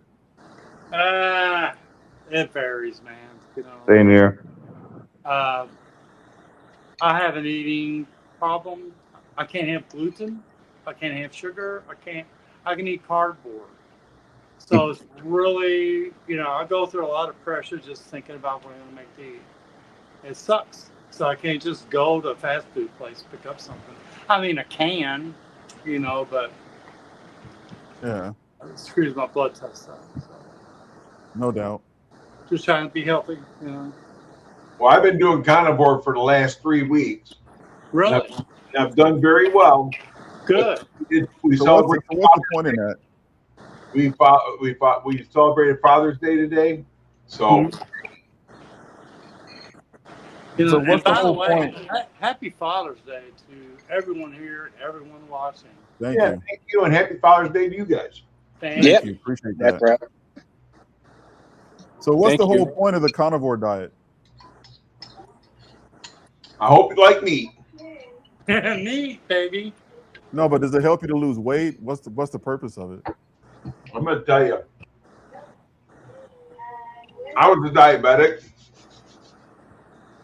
and I did keto. I'm no longer a diabetic. I lost 100 pounds on keto. Oh, really? Yep. Yeah, we started doing carnivore. I started feeling better. My knees didn't bother me. I was losing weight.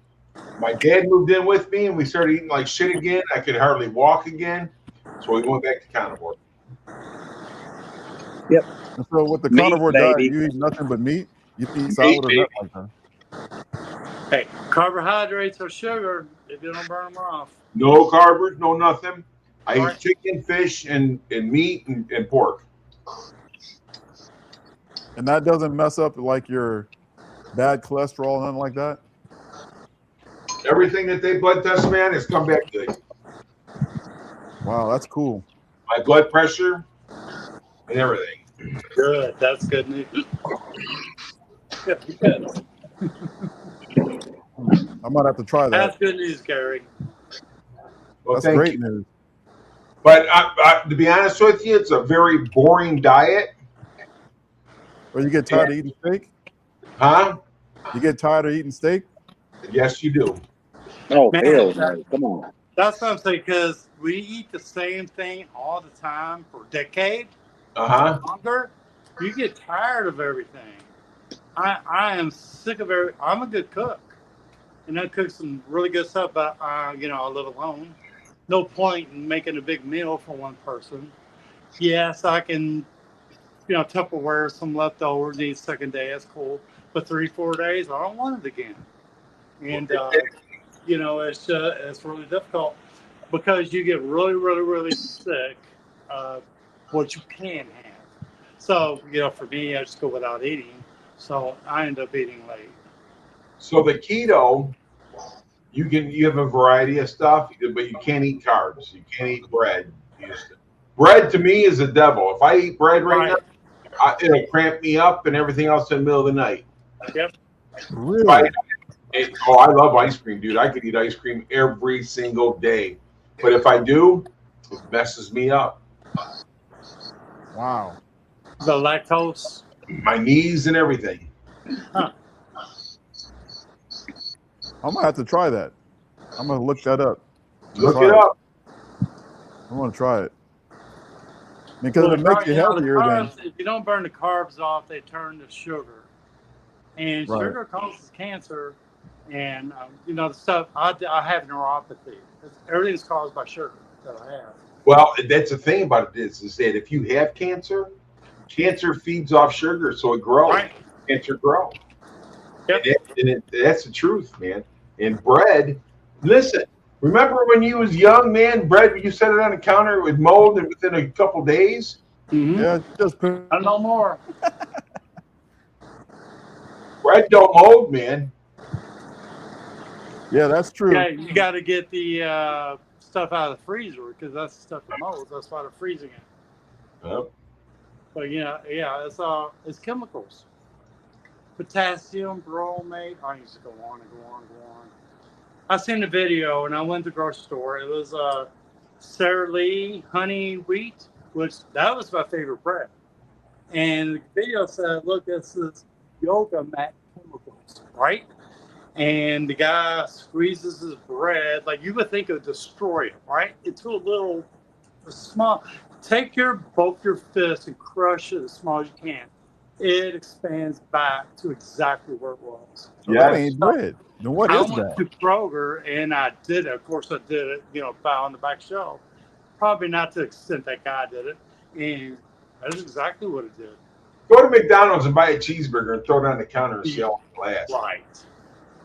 I've seen where people have bought like McDonald's cheeseburgers and kept it for years, and they open it up and it still looks the same. Yeah. It's like, really? It's not real food. That's not good, man. They said that one way to be able to tell, like with bread, is that like if you run it underwater, supposedly like real bread will crumble and get waterlogged and crumble. But this one lady did that to some other type of bread, and it never crumbled. And she wrung it out, and it was still a piece of bread. And I'm like, how is that? I'm gonna check that out. I didn't know about that. Yeah, they're just saying that real bread is supposed to get soggy and just crumble away, But this other bread, you can just get it soaking wet, and it never falls apart. It's crazy, man. Everything's about profits anymore. I don't care about people. It's about that money. Most processed food nowadays are poison. Yeah. I got on this food kick because, my liver shut down and I went through all that stuff. The doctor told me stay away from processed foods. It's okay. I'm laying on my ass for 7 months. I'm looking at YouTube videos, processed food. And, you watch one video, they're going to recommend a dozen, right? And pretty much everything you eat is not good. That's true. If you took out all processed food, you wouldn't be eating nothing. If you took out all processed food, you wouldn't be eating anything at this point. Well, that's another thing, though. You see these little 13, 14-year-old girls, man, they walk around, they look like women nowadays. It's the hormones, man. What do you think? What do you think they're feeding those cows and stuff where they get their milk from? Mm-hmm. Exactly. Growth hormones. I never thought about that. No, yeah, they've been doing that a minute, man. It's kind of like some of these chicken spots, like up here in the Northwest, we have Popeye's chicken. And then down south, when I was in Oklahoma, it was called Churchy's Chicken. But Churchy's Chickens drumsticks used to be really big, man. I mean, huge. And so I was like, man, they must be feeding that thing hormones, you know, the growth hormones. Because there's no reason for a chicken leg to be that big. Well, we got some Popeyes and that up here too. Oh yeah, we got those too. Yeah, man. Yeah, I've seen some. You can look up the KFC stuff, the growing chickens, you know, with multiple breasts and all this crazy stuff. What? Ugh. Yeah, I used to, when I managed the place I worked at, you know, at the other location in the 90s, there was a KFC across the street, and he used to go out there and protest, and they had these graphic pictures of all this stuff. And I was like, I went into the food thing like I am now, you know, when I was out, I really didn't care. I just thought they were a bunch of hippies, you know.